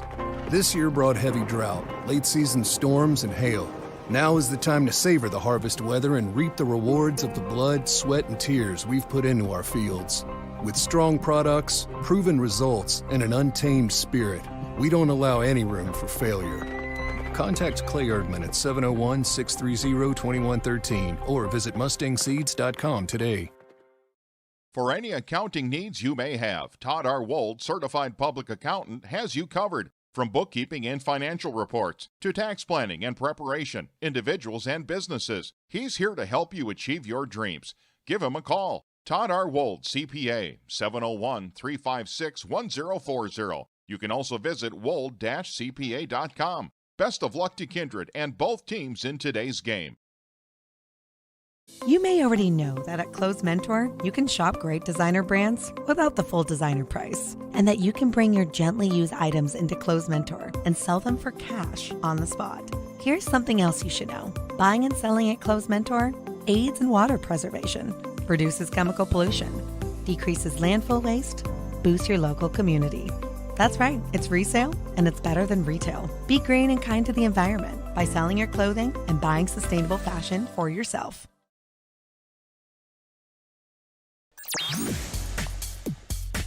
Welcome back to Hatton, North Dakota, where we are once again enjoying District 6 Class B tournament action. Legion Baseball with Josh Almaris and Michael Hall. Up to bat for the Blue Sox right now is the pitcher, Alec Magnuson. He'll be followed by Caleb Hattelstead, the DH. He's DHing for the third baseman, and then back to the top. Just double checking my board. The Blue Sox do have one hit. They've left one on base. There are two Blue Sox errors. 1-1 pitch is fouled out into right field and just lands a few feet foul. Kylan Swenson out in right. Vikings once again left the bases full last half inning, and that's certainly a victory for the Blue Sox. You almost feel a bit of momentum here, and we'll see if they can capitalize on it. Maybe tie this game up or take a lead. You can see on the Express Lane scoreboard, and a big thank you to Jason Getty, that they have left 7 guys on base, the Vikings have. Good curveball there by Wold trying to get Magnuson to chase, and Whipple knocks it down in case he did swing. Here's the 2-2.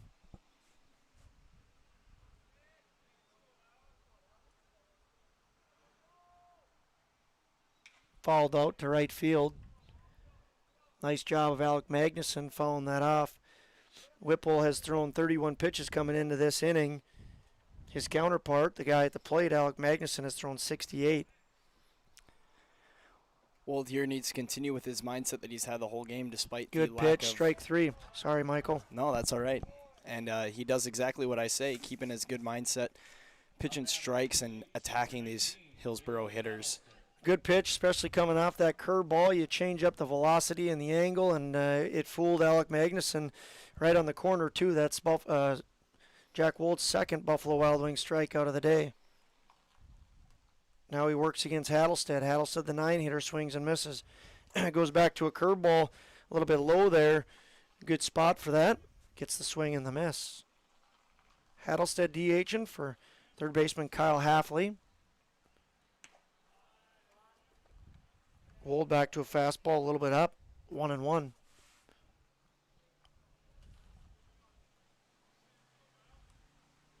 Here's the 1-1. Swung on and missed, strike 2. 1-2 to Caleb Hattelstead here in the bottom of the third.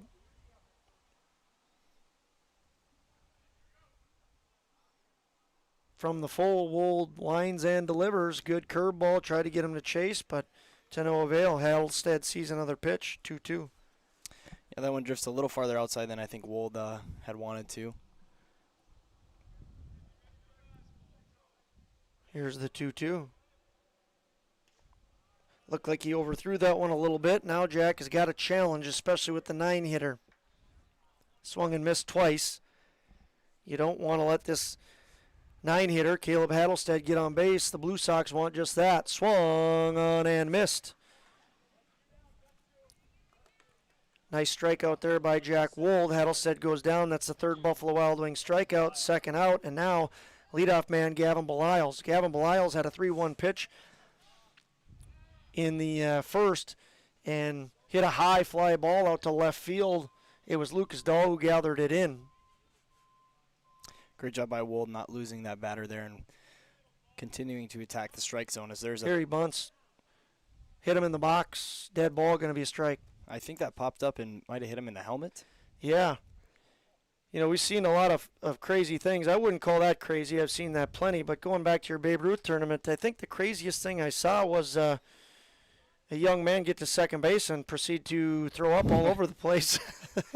That was I haven't seen that in a game, and then I also haven't seen a swing and a foul ball into the helmet. I believe that happened in our tournament as well. Yeah. And then the PA guy appropriately announced that the concession stand would be a great place for people to stop, and the music guy put on Cheeseburger in Paradise. It was just a fantastic sequence of things. Most importantly, the young man was okay. That's yes. the most important thing, but there was a lot of fun being had with that.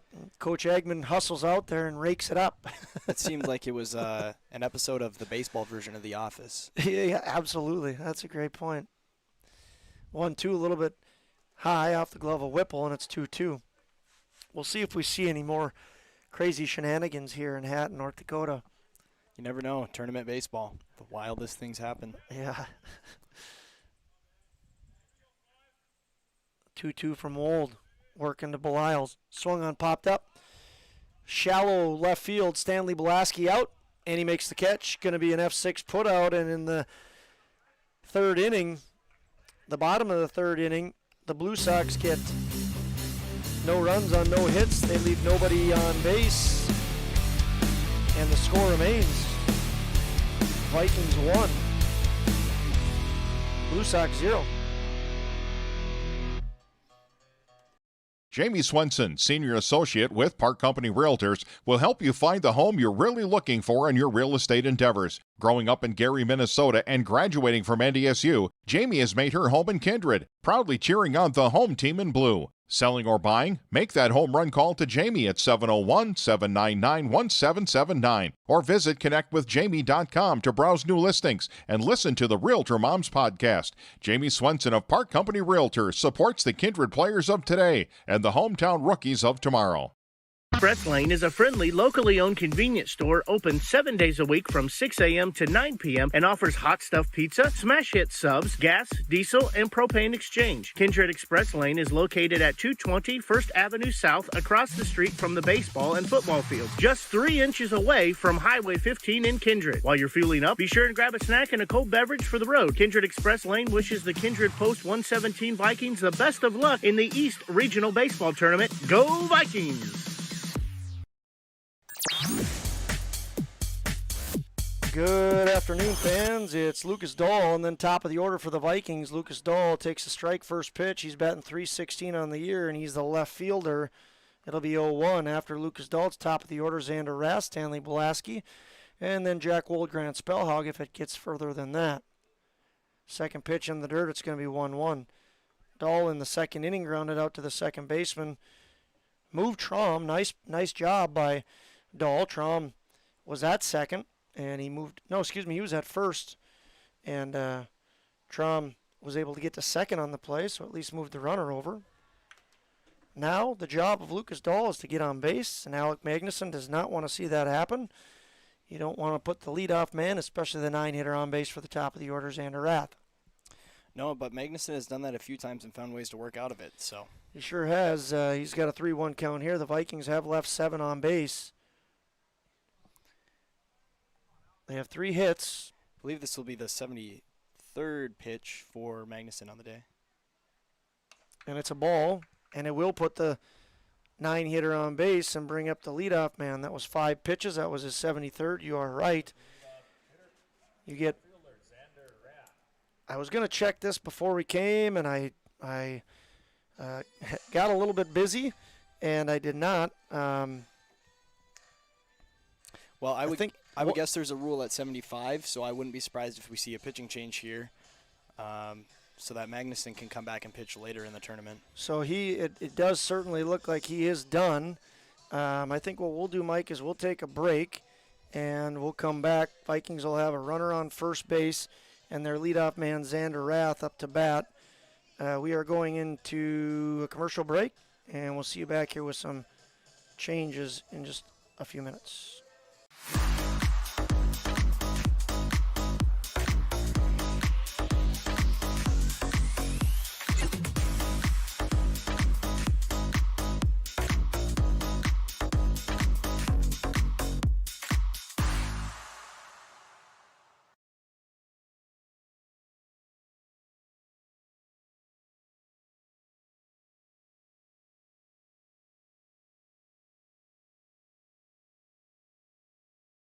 MLGC's story began in 1906 in the rural communities of Enderlin and Cooperstown. Today, MLGC is a fourth-generation family-owned company that can deliver ultra-high-speed broadband, TV, telephone, and advanced business services to customers on a 100% fiber optic network.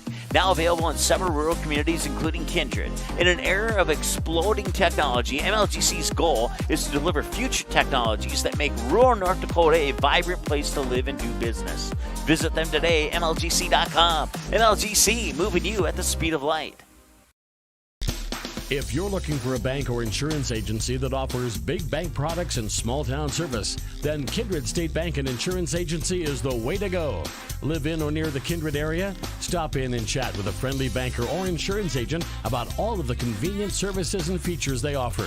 Kindred State Bank and Insurance Agency are your neighbors who are here to help you grow and develop. Kindred State Bank and Insurance Agency. Member FDIC, Equal Housing Lender. Online at kindredstatebank.com.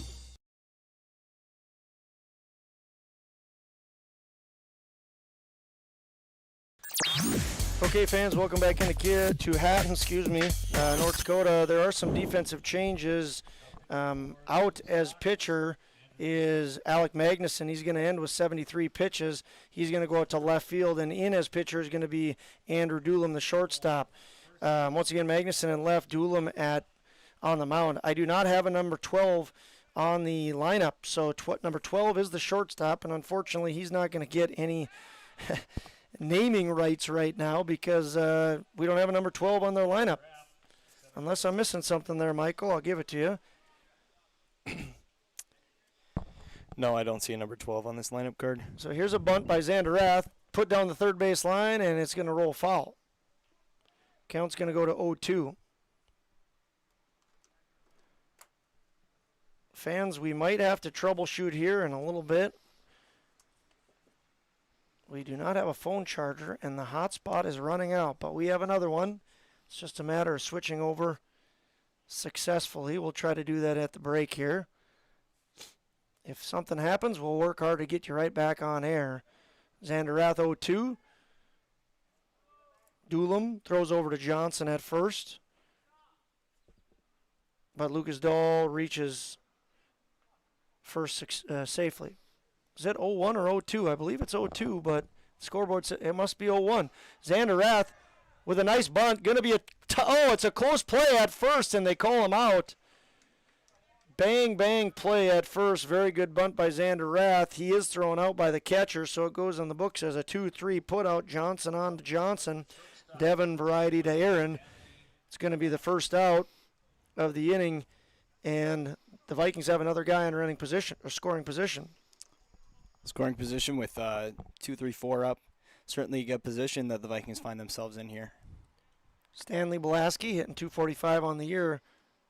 Takes ball one inside. Good hold there from Belaski.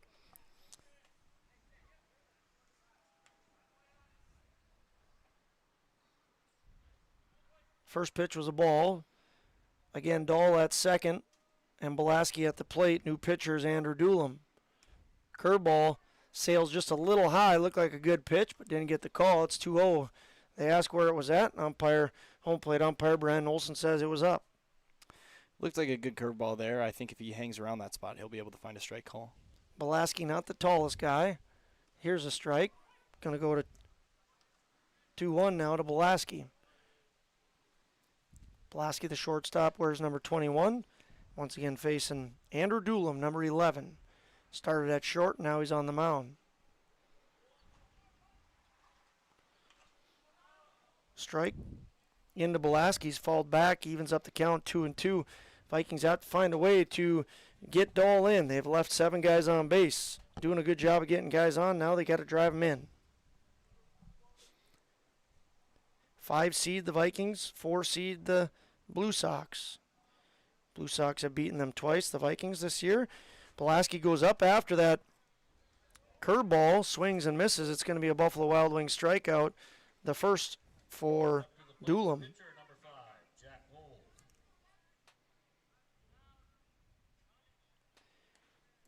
I got a little bit of help. It's A. Johnson at shortstop. We'll listen for the PA guy. So another Johnson. Aaron Johnson Here's the issue. We misread the 22 to be a 12, huh? Well, it does say 22 on the lineup card here. Okay. Yeah, and it's typed. So we're going with Aaron Johnson. And then number 13, Cole Hebel, is at first base. There we go. Thanks for the help there. Stanley Belaski struck out, and this one's going to be hit out to number 14, the right fielder, Alec Magnuson. And that will retire the Vikings in the fourth. They leave again another runner on base. It's an F9 putout off the bat of Jack Wold. The Vikings get no runs on no hits. They leave one more on base. And after 3.5, the score remains 1-0. Let's try and make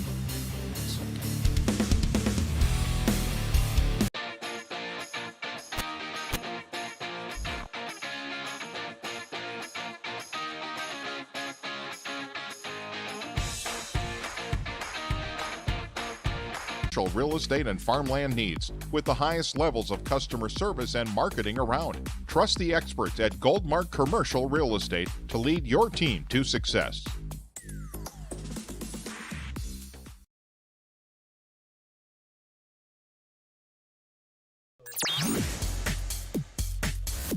Hey fans, welcome to Hatton, North Dakota once again, where we think we've resolved our issue of internet. We think we're back on and all is good. So we should be interruption free here as Braden Walsh takes the first pitch, and that's a ball from Jack Wold. It'll be Braden Walsh, second baseman, followed by Cole Hebel playing first, and Aaron Johnson, who is at shortstop. Second pitch in for a strike. 1-1 count. We're in the fourth inning. With the amount of base runners we've had on base, it is surprising that we're in a pitcher's duel, but we certainly are in one. Ground ball to Andel. He goes off his glove, and Wold's not covering, so it'll go in the books as an error. Braden Walsh, that's a tough play for the Vikings and something that the Blue Sox are looking to capitalize on. It's the second leadoff runner they put on. This one via an error. It's the first error against the Vikings. Now batting will be first baseman Cole Hebel. Ball, nice job by, they said it hit him. So just like that, the Blue Sox are threatening. Yeah, Josh, and I was just about to say the key to any young team, and as Sawyer Rowland's going to come out to the mound here to try and calm his team down, key with a young team is once you make a mistake, you cannot let those mistakes compound. Yeah, absolutely. The heart of the order here for the Blue Sox, their second time seeing Wold. It looked like you had an easy out to start things off, and then throw a soft pitch inside. There's a rule that we talk a lot about. You don't ever want to throw your soft stuff inside. You just don't want to hit a guy with an off speed, and with your off speed, it's most effective on the outer part of the plate anyway. And that's what Wold does, is he hits the second batter, Cole Hebel. So just like that, Blue Sox are threatening. Coach Rowland comes out to try and calm everybody down. Aaron Johnson, in his first at bat in the second inning, he hit a hard single, so not the guy that they want to see at the plate. But if there's good news to this, he's probably not bunting, so the Vikings shouldn't have to worry about that. Here's the pitch. Fastball in. Going to be a ball. Wold needs to settle in here as he'll take a second to tie his shoe, calm down a little bit, and try and re-attack this inning. He's only thrown 48 pitches going into this inning. It is very hot. We're under a heat advisory. So handling that is certainly a challenge. 88 feels like 96, 70% humidity. Here's a base hit out into left field. Foul ball. Just a little bit foul. Umpire's right on that call. Be 1-1. Yeah, that humidity is certainly taking an effect here. Hopefully not too taxing on the players, but it feels like I have jumped into a pool and I'm just sitting out here. Here's the 1-1. In the dirt. Whipple blocks it. Runners are not able to advance. And the count moves to 2-1.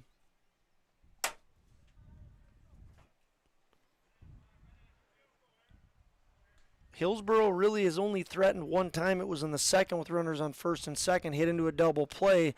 This is their biggest threat to the game. Now they have a 3-1 count to their cleanup man with runners on first and second and nobody out. See some action in the Kindred bullpen from Jack McDonald. Ball misses the mark by a long shot, and the bases are loaded with nobody out for the Blue Sox. So a huge moment in the game for the Blue Sox.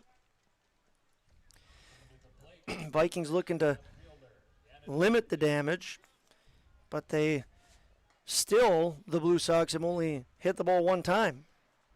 Josh, from your perspective here in a close ball game, do you play infield all the way in, or do you have corners play back looking for a double play? I'm playing corners in, and I'm playing the middles back, and I'm saying if you give up one, that's good news. Let's not give up a bunch here. That's a hard hit ball out to Dahl. Dahl can't handle it. They're going to score 2, Hillsboro is, and just like that, the tide has shifted. Hillsboro Central Valley plates Walsh and Hebel on a sharp single and 2 RBI single off the bat of Gannon Limke. Gannon Limke, a very good athlete. Seem to hear his name a lot, no matter what the sport he plays is. Yes, that is correct. Another nice thing about Class B, all those multi-sport athletes you get to see do fun things in different venues. Now up to bat for the Blue Sox is Devin Johnson. He walked in the second. 2 runs in now for the Blue Sox. And 2 runners on.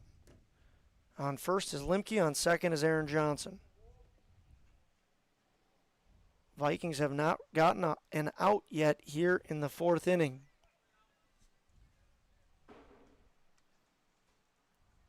Wold comes set, checks second, checks again. Now pitch is going to be out in the right center field. Xander Rath on and gets it in quickly. Great job by Xander Rath and Carson Andel. Not sure what Jack Wold was doing there, but they get the ball in, the Vikings do, and nobody scores, but bases are loaded. I had the runners in the wrong places there, so it still is 2-1. Hillsboro Central Valley, now they are loaded up, and now there's going to be a pitching change for the Vikings. So Jack Wold runs into a little bit of a problem in the 4th. First guy reaches on an air, then Wold hits a batter, gives up a walk, and then back-to-back singles. It's going to be 7-8-9, Dula, Magnuson, and Hattelstead coming to the plate, and it does look like, in fact, it's going to be Jack McDonald coming in to pitch for the Vikings. We'll see if he can work out of this jam. We'll be back to see what happens in about a minute. Buying, selling, or leasing commercial real estate or farmland in the Fargo-Moorhead and surrounding area? From office to retail, industrial to multifamily, commercial land to farmland. As the #1 commercial, sales, and leasing brokerage in the FM region, Goldmark Commercial has the experience and skills to handle all of your commercial real estate and farmland needs with the highest levels of customer service and marketing around. Trust the experts at Goldmark Commercial Real Estate to lead your team to success.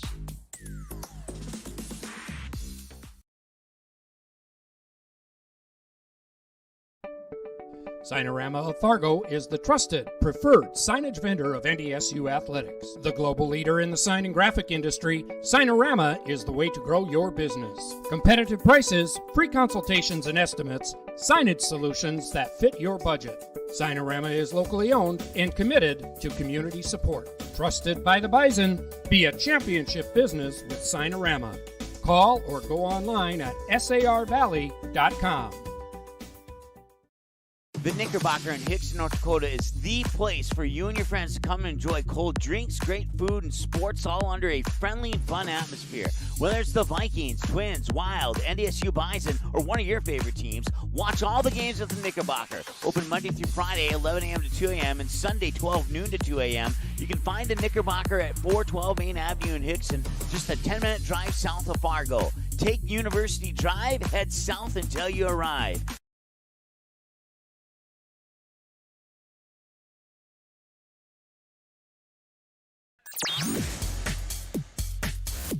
Hey fans, welcome back into the bottom of the fourth inning here. Jack McDonald throws first pitch for a ball. Second pitch is in for a strike. Count's going to go to 1-1. He's got a big task ahead of him, Jack McDonald does. He's got bases loaded, nobody out, and he's working against 7, 8, 9 hitters. This one's put into play. Jack Wold makes an error on it, gets no outs. You get McDonald to do it exactly what he needed to do, and Wold can't hang on to that ball. All the runners are going to advance, and there's another run across for the Blue Sox. Number 14, Alec Magnuson. Defensive changes for the Vikings went Wold over to short, McDonald onto the mound. He's in for Andy Traum, and Stanley Blaski moves over to second. Yeah, and as I said before, you can't let mistakes compound, and it's looking like that's what's happening here for the Vikings. They have compounded mistakes, and it is leading to runs for the Blue Sox. Blue Sox taking advantage. Just one hit out in the right center. Xander Rath out there makes it. Oh, no, he does not make that catch. Things are falling apart for the Vikings right now. And that's going to go in the books as an E8. So, boy, some very unfortunate things happening if you're a Vikings fan, and the Blue Sox taking every advantage of these errors here. They continue to have the bases loaded, and there continues to be nobody out. They now lead 4-1. First pitch in for a ball. I think I've got everything up to date here. 4-1, bases loaded, nobody out, 1-0 pitch. Vikings had no errors going into this inning. Now they've made 3. Whipple tries to throw down to first, but Magnuson dives back safely before Handel can get the tag on him. Hattelstead up the 9-hitter and DH. Here's the pitch. It's a ball. 3-0. McDonald does sometimes struggle with command. Well, he's done what he needed to do. He put a grounder on the, put a grounder into play. The Vikings don't make it and don't get in out. Could have potentially gotten a double play, and then center fielder drops a ball. Here he walks the 9-hitter, and another run scores. That's Devin Johnson. So Caleb Hattelstead going to pick up an RBI and another run for the Blue Sox as once again Devin Johnson comes in. Gavin Belial's the leadoff man up to bat. This is the 9th hitter of the inning. Vikings still haven't been able to get an out. McDonald comes set, pitches, fly ball to left field. Nick Dahl seems to have a beat on it, makes the catch. Runner tags. That's Andrew Doolin. And good news for the Vikings, they pick up an out. Good news for the Blue Sox, they pick up another run. Score is now going to be 6-1. A much-needed out for the Vikings, and third base is unoccupied right now, so another fly ball will do just as well. Attempt to bunt here by Braden Walsh. He's 0 for 2, struck out in the first and reached on an error to begin this inning. Here he squares the bunt again, and it's another ball. It'll be 2-0. Runners on first and second.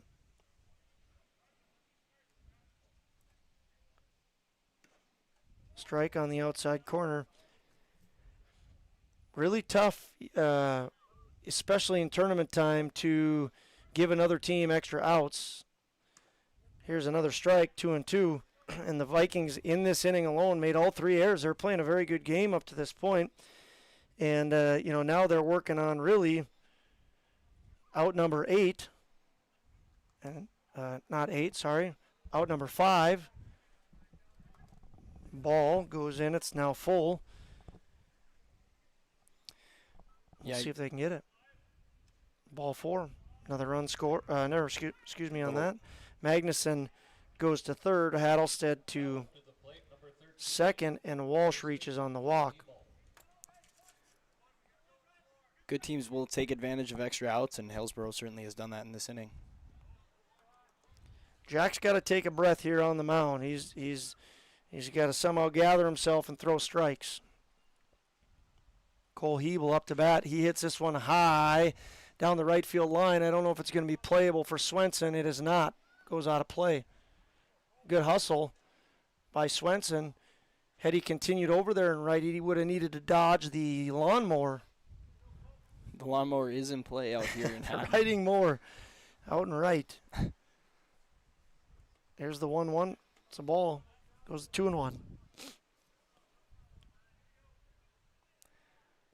Cole Hebel flew out in the first to center and was hit by a pitch in this inning. This one cracked out to right field. Swenson goes back to the fence. It lands right at the base of the fence. Swenson throwing it in right now to Carson Andel. They've got guys hung up, the Vikings do. Let's see if they can get an out here. They've got the guy hung up at home. They're going to throw on to Spellhaug. They need to pick up this out, the Vikings do. Jack McDonald makes the tag. So a big hit there, a big double by Cole Hebel all the way to the base of the fence. Scores Magnuson. And scores Hattlestead. 2 runs in on that play. No, one run, yes. Just Caleb one. Hattlestead was the run that was, so we got to go down, minus a run here. Are we a 9-3-2-5-1, I believe? 9-3-2-5-1. I'm going to trust you on that. Put out of Hattlestead. This ball hit to deep left. Dahl goes back, hits the right before the fence, one hops the fence, and here's a big hit off the bat of Aaron Johnson. So Aaron Johnson scores 2 on that double. Big hit off the bat of Aaron Johnson. 2 more runs in. 2 outs for the Vikings and runners on second and just second. Here's a ball hit through the hole. Dahl fields it, throws into Spellhaug. And another single from the Blue Sox. So it's a base hit. Nobody scores. One run score there or nobody? Nope, there was just a runner on second there. Okay. So it is 9-1. Runners on first and third right now. 2 outs. And now batting is Devin Johnson.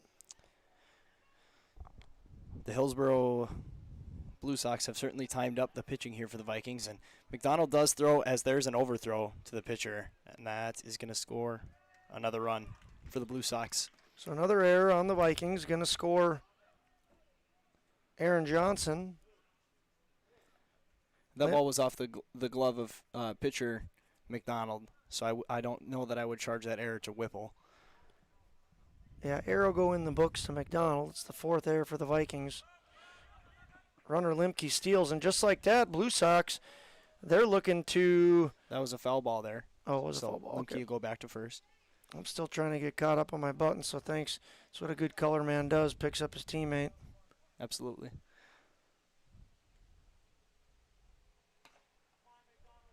Counts 2-1, scores 10-1. And as I was about to say, boy, if the Blue Sox can move Limke to second and drive him in, you know, this just to think about how the tides have turned. Counts 3-1. One more run by the Blue Sox, they hold the Vikings, and the game is over. Yep, they're 3 outs away from a win. And here's a base hit up the middle. So Limke going to get to second. He's in scoring position. Devin Johnson's on first with another base hit. That's 4 base hits, or 4 hits in a row for the Blue Sox. That'll bring up Andrew Doolum, 7-hitter, and the pitcher for the Blue Sox. McDonald throws first pitch. It's in for a ball. Doolum 0 for 2, lined out in the second. Fantastic play by Spellhaug. He ended up doubling up the runner on. This ball going to be fumbled around by Spellhaug. He throws on to first, and Andel scoops it and makes the final out of what was a, depending on what you want to look at, a disastrous inning if you're a Vikings fan or a fantastic one if you're a Blue Sox fan. We'll take a look at that 4th inning when we come back. The important thing right now is that there's a new score, and the new score reads Blue Sox 10, Vikings 1. If you're looking for a bank or insurance agency that offers big bank products and small town service, then Kindred State Bank and Insurance Agency is the way to go. Live in or near the Kindred area? Stop in and chat with a friendly banker or insurance agent about all of the convenient services and features they offer. Kindred State Bank and Insurance Agency are your neighbors who are here to help you grow and develop. Kindred State Bank and Insurance Agency. Member FDIC, equal housing lender. Online at kindredstatebank.com. Jamie Swenson, Senior Associate with Park Company Realtors, will help you find the home you're really looking for in your real estate endeavors. Growing up in Gary, Minnesota, and graduating from NDSU, Jamie has made her home in Kindred, proudly cheering on the home team in blue. Selling or buying? Make that home run call to Jamie at 701-799-1779 or visit connectwithjamie.com to browse new listings and listen to the Realtor Moms podcast. Jamie Swenson of Park Company Realtors supports the Kindred players of today and the hometown rookies of tomorrow.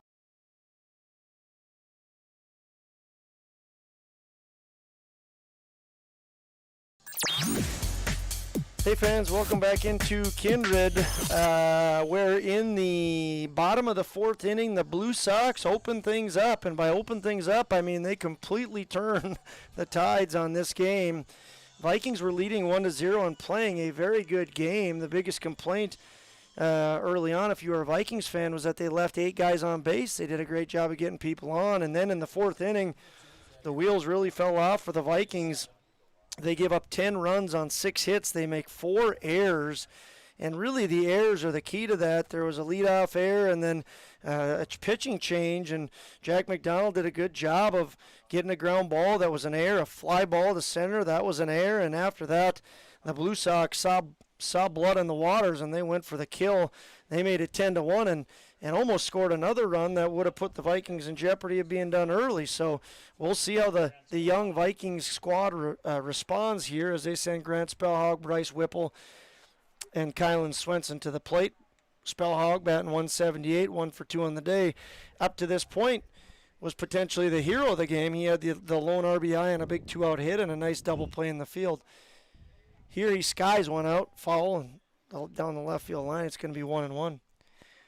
Yeah, the Vikings need to chip away and try and get a couple runs here because that makes a 9-run lead a little bit more manageable to come back from. Swing and miss for Spellhog here.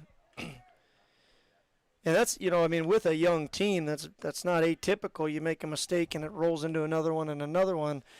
Just unfortunate for the Vikings because they were playing so well up to that point. Here's a comebacker to the pitcher for the Blue Sox. Doolum throws on to Hebel. So it'll be a 1-3 putout, and that'll bring up the 5-hitter, catcher, number 23, Bryce Whipple, who's 0 for 0. He was hit by the pitch in the first and walked in the second. Both times he got as far as second, and he was one of the 8 left-on guys 2 times, both times at second base. He takes ball 1. Yeah, and a quick inning here from the Blue Sox would be really big at just stifling what little air is left in the Vikings' sails. Yeah, you have the momentum if you're a Blue Sox fan, without a doubt. You go 1, 2, 3 here, and you're looking to get out of this. You're looking to get out of this game in 5. I mean, you're saying as a coach, you're challenging them. Let's get 1 run. Yep. Vikings desperately needing to shift the momentum in any way right now. Whipple takes a strike, counts 1-1. Not an overly strange thing that happened, but I think it definitely goes in the strange column, Michael. The entire inning? Yes. Yeah. I mean, you're talking for the Blue Sox, you're saying, let's go, guys. We got to get a run. We got to get something going. And for the Vikings, they're saying, hey, we're in a great position. Let's keep rolling. And just like that, there's 2 totally different conversations going on now. Whipple does a good job of following that off. Count stays 1-2. Once again, I want to remind you, we will not be able to bring Class B District 6 action on Magnitude tomorrow, but there will be 13-year-old baseball televised. Whipple hits this to third base. He's going to hustle down the line, but a nice play, not an overly easy one, as Kyle Halfley throws on to Cole Hebel for the quick out, and there's 2 outs now in the 5th. 13-year-old crew going to get their first airtime on Magnitude Sports tomorrow, 7 o'clock game time. If you're around town, it's supposed to be significantly cooler tomorrow than what it is right now. And, Michael, I'm starting to take back that it's a beautiful day. Might be just considered a little bit hot. Good job by Swenson of hustling that out. But the pitcher, once again, Dula, makes a nice play, and that's a very quick inning. Just what the Blue Sox ordered in the top of the 5th. The Vikings get no runs on no hits. They leave nobody on base. There's no Blue Sox errors. And after 4.5, score remains 10-1 in favor of the Blue Sox. Kindred Express Lane is a friendly, locally owned convenience store open 7 days a week from 6 a.m. to 9 p.m. and offers hot stuff pizza, smash hit subs, gas, diesel, and propane exchange. Kindred Express Lane is located at 220 First Avenue South across the street from the baseball and football fields, just 3 inches away from Highway 15 in Kindred. While you're fueling up, be sure and grab a snack and a cold beverage for the road. Kindred Express Lane wishes the Kindred Post 117 Vikings the best of luck in the East Regional Baseball Tournament. Go Vikings! For any accounting needs you may have, Todd R. Wold, Certified Public Accountant, has you covered. From bookkeeping and financial reports to tax planning and preparation, individuals and businesses, he's here to help you achieve your dreams. Give him a call. Todd R. Wold, CPA, 701-356-1040. You can also visit wold-cpa.com. Best of luck to Kindred and both teams in today's game. Jamie Swenson, Senior Associate with Park Company Realtors, will help you find the home you're really looking for in your real estate endeavors. Growing up in Gary, Minnesota, and graduating from NDSU, Jamie has made her home in Kindred, proudly cheering on the home team in blue. Selling or buying? Make that home run call to Jamie at 701-799-1779 or visit connectwithjamie.com to browse new listings and listen to the Realtor Moms podcast. Jamie Swenson of Park Company Realtors supports the Kindred players of today and the hometown rookies of tomorrow.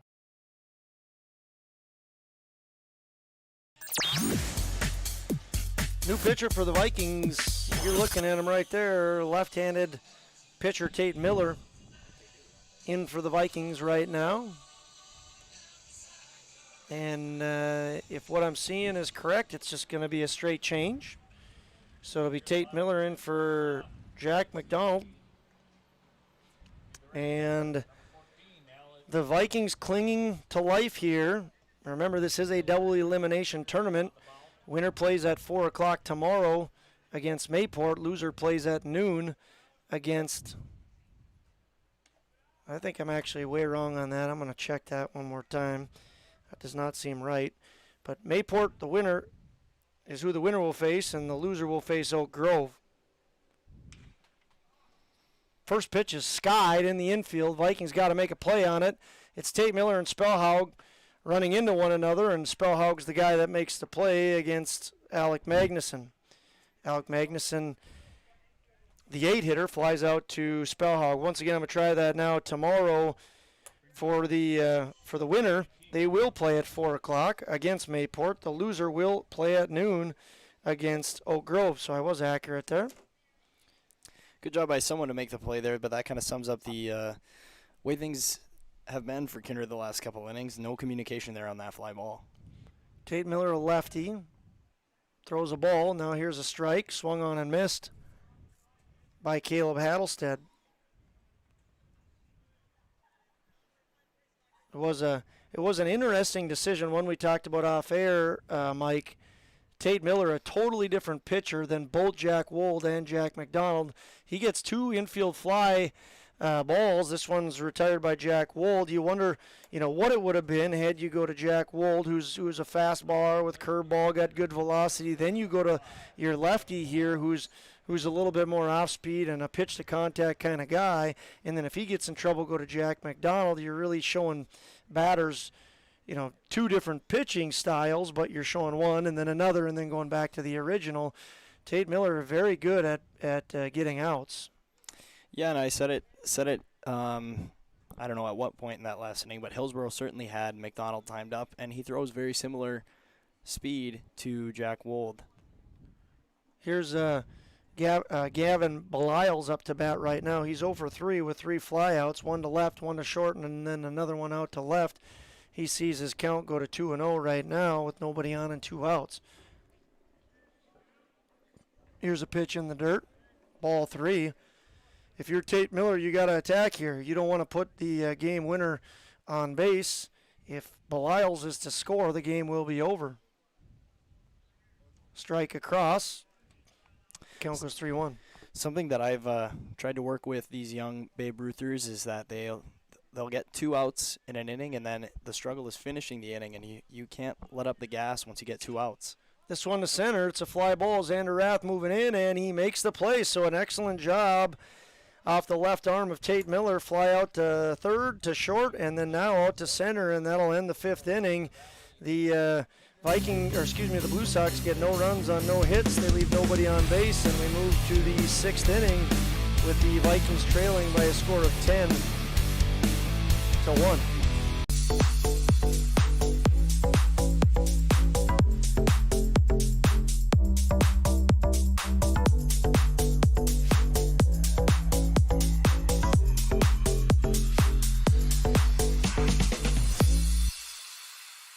You may already know that at Close Mentor, you can shop great designer brands without the full designer price, and that you can bring your gently used items into Close Mentor and sell them for cash on the spot.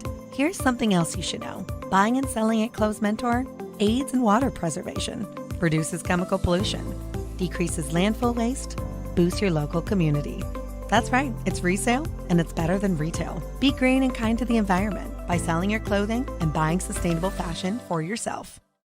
The Knickerbocker in Hickson, North Dakota is the place for you and your friends to come and enjoy cold drinks, great food, and sports all under a friendly and fun atmosphere. Whether it's the Vikings, Twins, Wild, NDSU Bison, or one of your favorite teams, watch all the games at the Knickerbocker. Open Monday through Friday, 11 a.m. to 2 a.m., and Sunday, 12 noon to 2 a.m. You can find the Knickerbocker at 412 Main Avenue in Hickson, just a 10-minute drive south of Fargo. Take University Drive, head south until you arrive.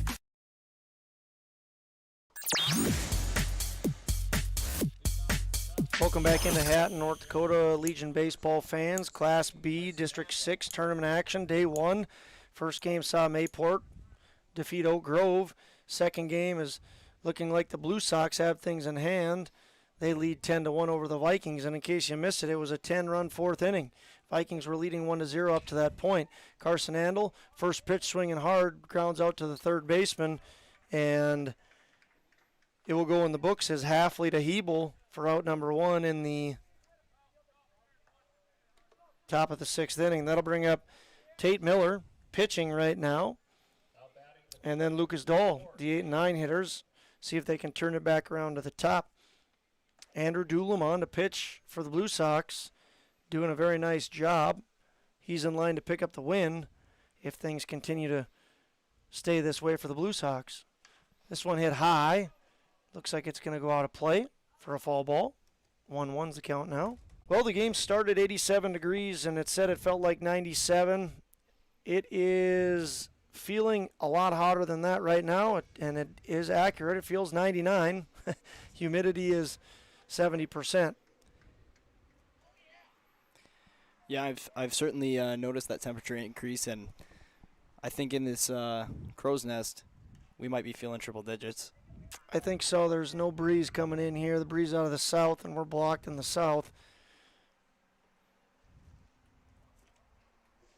Certainly could play, definitely play a factor in all of what the kids do, but, the young kids, Jack Wold was really cruising along, and a couple of mishaps, and it's certainly tougher in heat like this to refocus. It's hopefully a learning lesson because you got to be able to figure out a way to do it.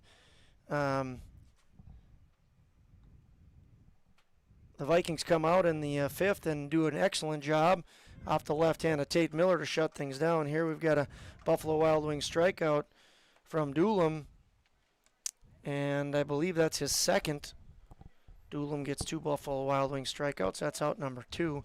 But the Vikings did respond nice in the 5th inning there and go 1-2-3, avoiding anything from ending early here. Strike 1 into 9-hitter Lucas Dahl. hitting .316 on the year. He's 1 for 1 with a walk. Yeah, I'm now trying to think back personally what the hottest baseball game I ever played in. And I would guess it was somewhere in that Sioux Falls tournament, 2019. It was pretty warm that weekend. Lucas Dahl puts us in play to the shortstop. Fields gathers his feet, throws, and that'll do it for the Vikings in the 6th inning. Nice play as Aaron Johnson throws on to Cole Hebel. And in the 6th inning, the Vikings get no runs on no hits. They leave nobody on base. They do have top of the order coming in the 7th if they can get through the bottom of the 6th. Coming to bat in the bottom of the 6th for the Blue Sox will be Walsh, Hebel, and Johnson. We'll see what they can do when we come back.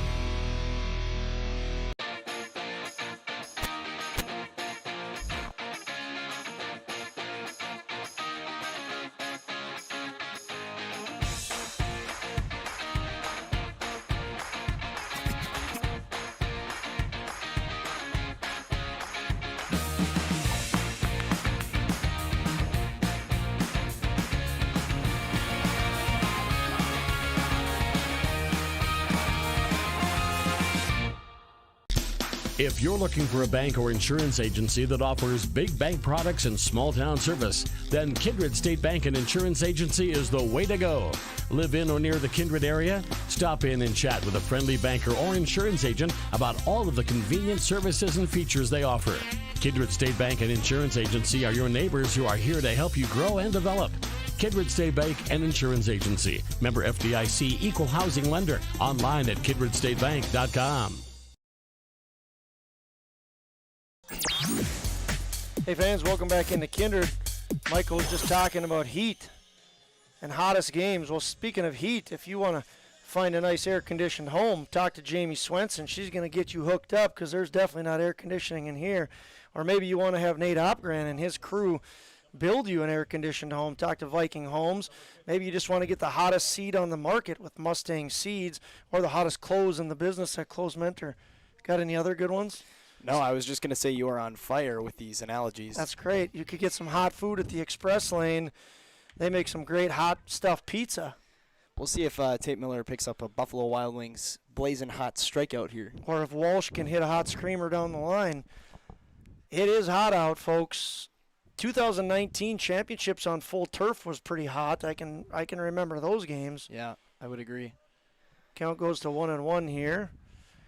To Braden Walsh, the second baseman, number 15. Blue Sox looking to end things early, save on their pitchers. Vikings looking to really come back from a tough inning, and they did that in the 5th and respond.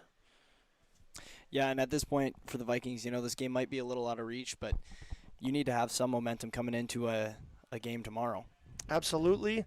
Count goes to 3-1 as Tate Miller not wanting to put this guy on. Once again, loser will play at noon tomorrow against Oak Grove. Winner will play at 4 against Mayport. It is a double elimination tournament. Winner of this tournament will advance on to the state tournament, which I believe is in Garrison. Can you confirm that, Michael? That the state tournament's in Garrison? Yeah. No? You know if the state tournament's in Garrison? Leadoff walk. Now we'll bring up to the bat Cole Hebel. It's in for a strike. We'll go with Garrison for that state tournament. I could be thinking Babe Ruth. Babe Ruth is in Beulah this year. Okay, so everything is out west. How about that? Babe Ruth's in Beulah. B is in Garrison, and the A is in Watford City. Walsh advances on the pass ball, going to be a runner on second, and the count is going to go to 1-1. Walsh represents the winning run. Cole Hebel, the batter. Ball sails out. Well, Tate Miller had a very good 5th inning, worked fantastically, only threw 10 pitches, picked up 3 fly ball outs, and now he sees himself in trouble.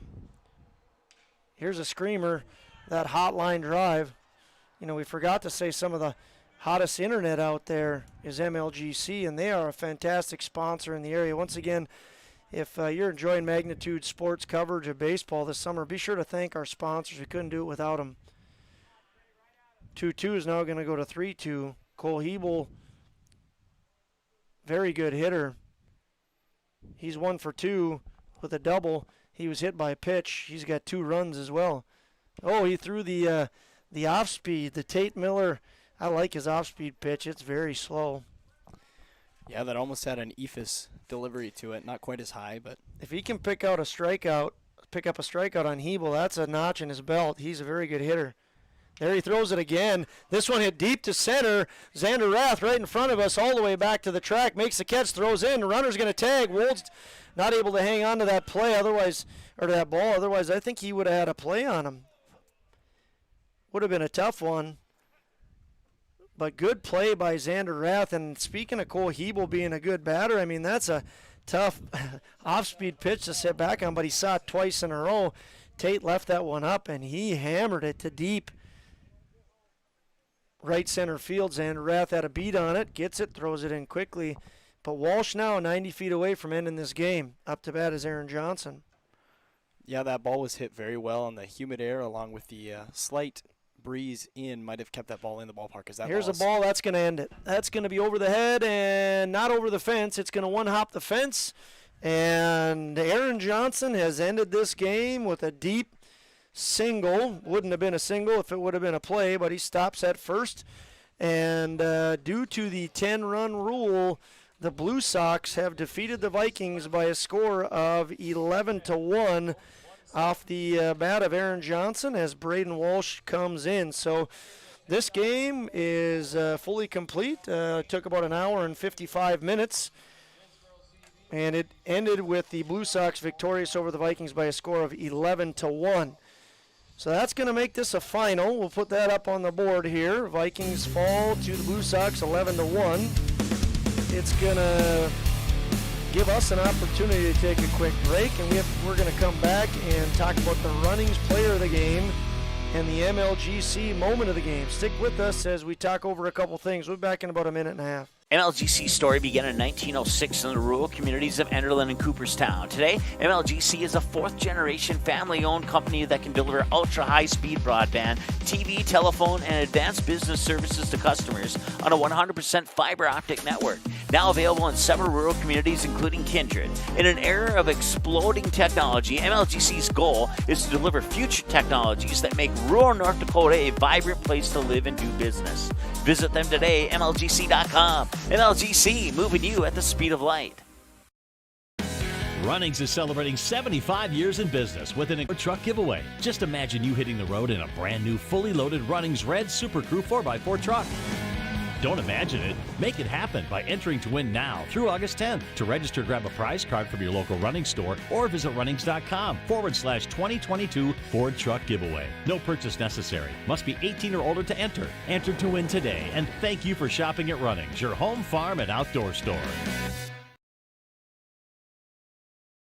How you overcome challenges as a farmer is what defines you. At Mustang Seeds, it's what defines us. This year brought heavy drought, late-season storms, and hail. Now is the time to savor the harvest weather and reap the rewards of the blood, sweat, and tears we've put into our fields. With strong products, proven results, and an untamed spirit, we don't allow any room for failure. Contact Clay Erdman at 701-630-2113 or visit MustangSeeds.com today. Hey fans, welcome back into Hatton, North Dakota. As I'm looking at the Express Lane scoreboard, I realize the hits are way off once again. There's a few errors on that screen, but the score is right, and the Blue Sox are victorious over the Vikings 11-1. Sorry about that, fans. The rest of that, the hits, the errors, the left on base are not accurate. We can say with accuracy that the Vikings did leave 8 on base, and the score is right, but other than that, we apologize. Want to give some love to a couple of our sponsors. First, we'll start with MLGC. MLGC is awesome in the Kindred area, and we're going to talk about in just a second the MLGC moment of the game. That's one of the many sponsors we are very excited to have on board, so thank you to MLGC. Michael, what moment in this game was awesome and a big one, just like MLGC is awesome internet coverage throughout the Kindred area?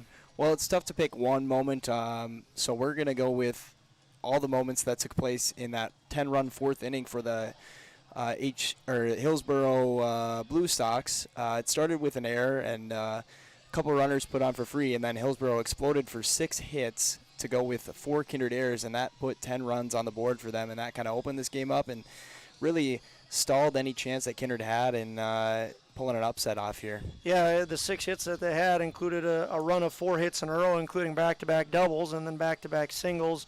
So, one of those things that the Blue Sox, a 4 seed, a good 4 seed, the Vikings a 5 seed. The Vikings stick with the Blue Sox excellently throughout the game. In fact, you take that inning out and it's a 1-1 game. Vikings were leading up to that point, but when an error happens and when you get freebies, the Blue Sox out the difference in the game. So a very appropriate MLGC moment of the game, the 4th inning, and the hitting barrage put on by the Hillsboro Central Valley Blue Sox. Again, a thank you to MLGC. We next want to thank Runnings. We will honor the Runnings player of the game. Runnings, another one of our sponsors that we are very, very appreciative of. Stop by Runnings, specifically in Moorhead, and a thank you to those folks that sponsored us. The Runnings player of the game is going to be Hillsboro Central Valley Blue Sox Aaron Johnson. Aaron Johnson had a nice game, specifically offensively. He had the first hit for the Blue Sox in the 2nd, and then he walked in the 4th, scored a run, had a big double in the 4th. Scored a run, and then he had the game-ending hit here deep out to left center field. He had at least 3 RBIs, 2 runs scored. He was 3 for 3 at the plate with a walk and 2 runs. So offensively, we'll call him the leader on the team for Hillsboro Central Valley today. A cleanup guy. Congratulations to Aaron Johnson and being named Runnings Player of the Game. Closing thoughts on this game, Michael? Yeah, it was a game that you would expect. The young team makes some mistakes, and the experienced Blue Sox find a way to hop on that. And now for Kindred, you look to bounce back tomorrow and find your way to fight back into this double elimination tournament. And the Blue Sox hopefully build on their momentum when they take on the number 1 Mayport Patriots tomorrow. Yeah, the Vikings play Oak Grove. They split throughout the year, so certainly another game the Vikings should feel confident in their abilities. They've improved a lot in this year and should be really proud of the game, the way they played today, other than that 4th inning. So tomorrow at noon for the Vikings, if you're looking for more magnitude baseball, tomorrow at 7 o'clock we will be airing the 13-year-old playoff game. One more time, thank you to some of our sponsors, Jamie Swenson and Park Company Realtors, Express Lane. The Express Lane scoreboard ends 11-1. Todd Wold, we want to thank Kindred Storage, Viking Homes, Close Mentor, and Mustang Seed. A final shout out to Custom Express Car Wash, Goldmark, Sinorama, the Knickerbocker, Kindred State Bank, and MJ Nipstead. Once again, if you've enjoyed coverage, please thank these sponsors. We wouldn't be here if it weren't for them, and it was a fun road trip.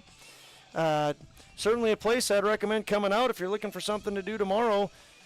Noon, Vikings taking on Oak Grove. I think that'll do her, Michael. That'll do her on a hot day out here in Hatton, North Dakota. Time to pack up, get into the air-conditioned car, and take the hour-and-a-half road trip back home. Once again, I want to thank you for tuning in. My name is Josh Almaris for Michael Hall. We hope you guys have a good rest of your day. Seating has been a presentation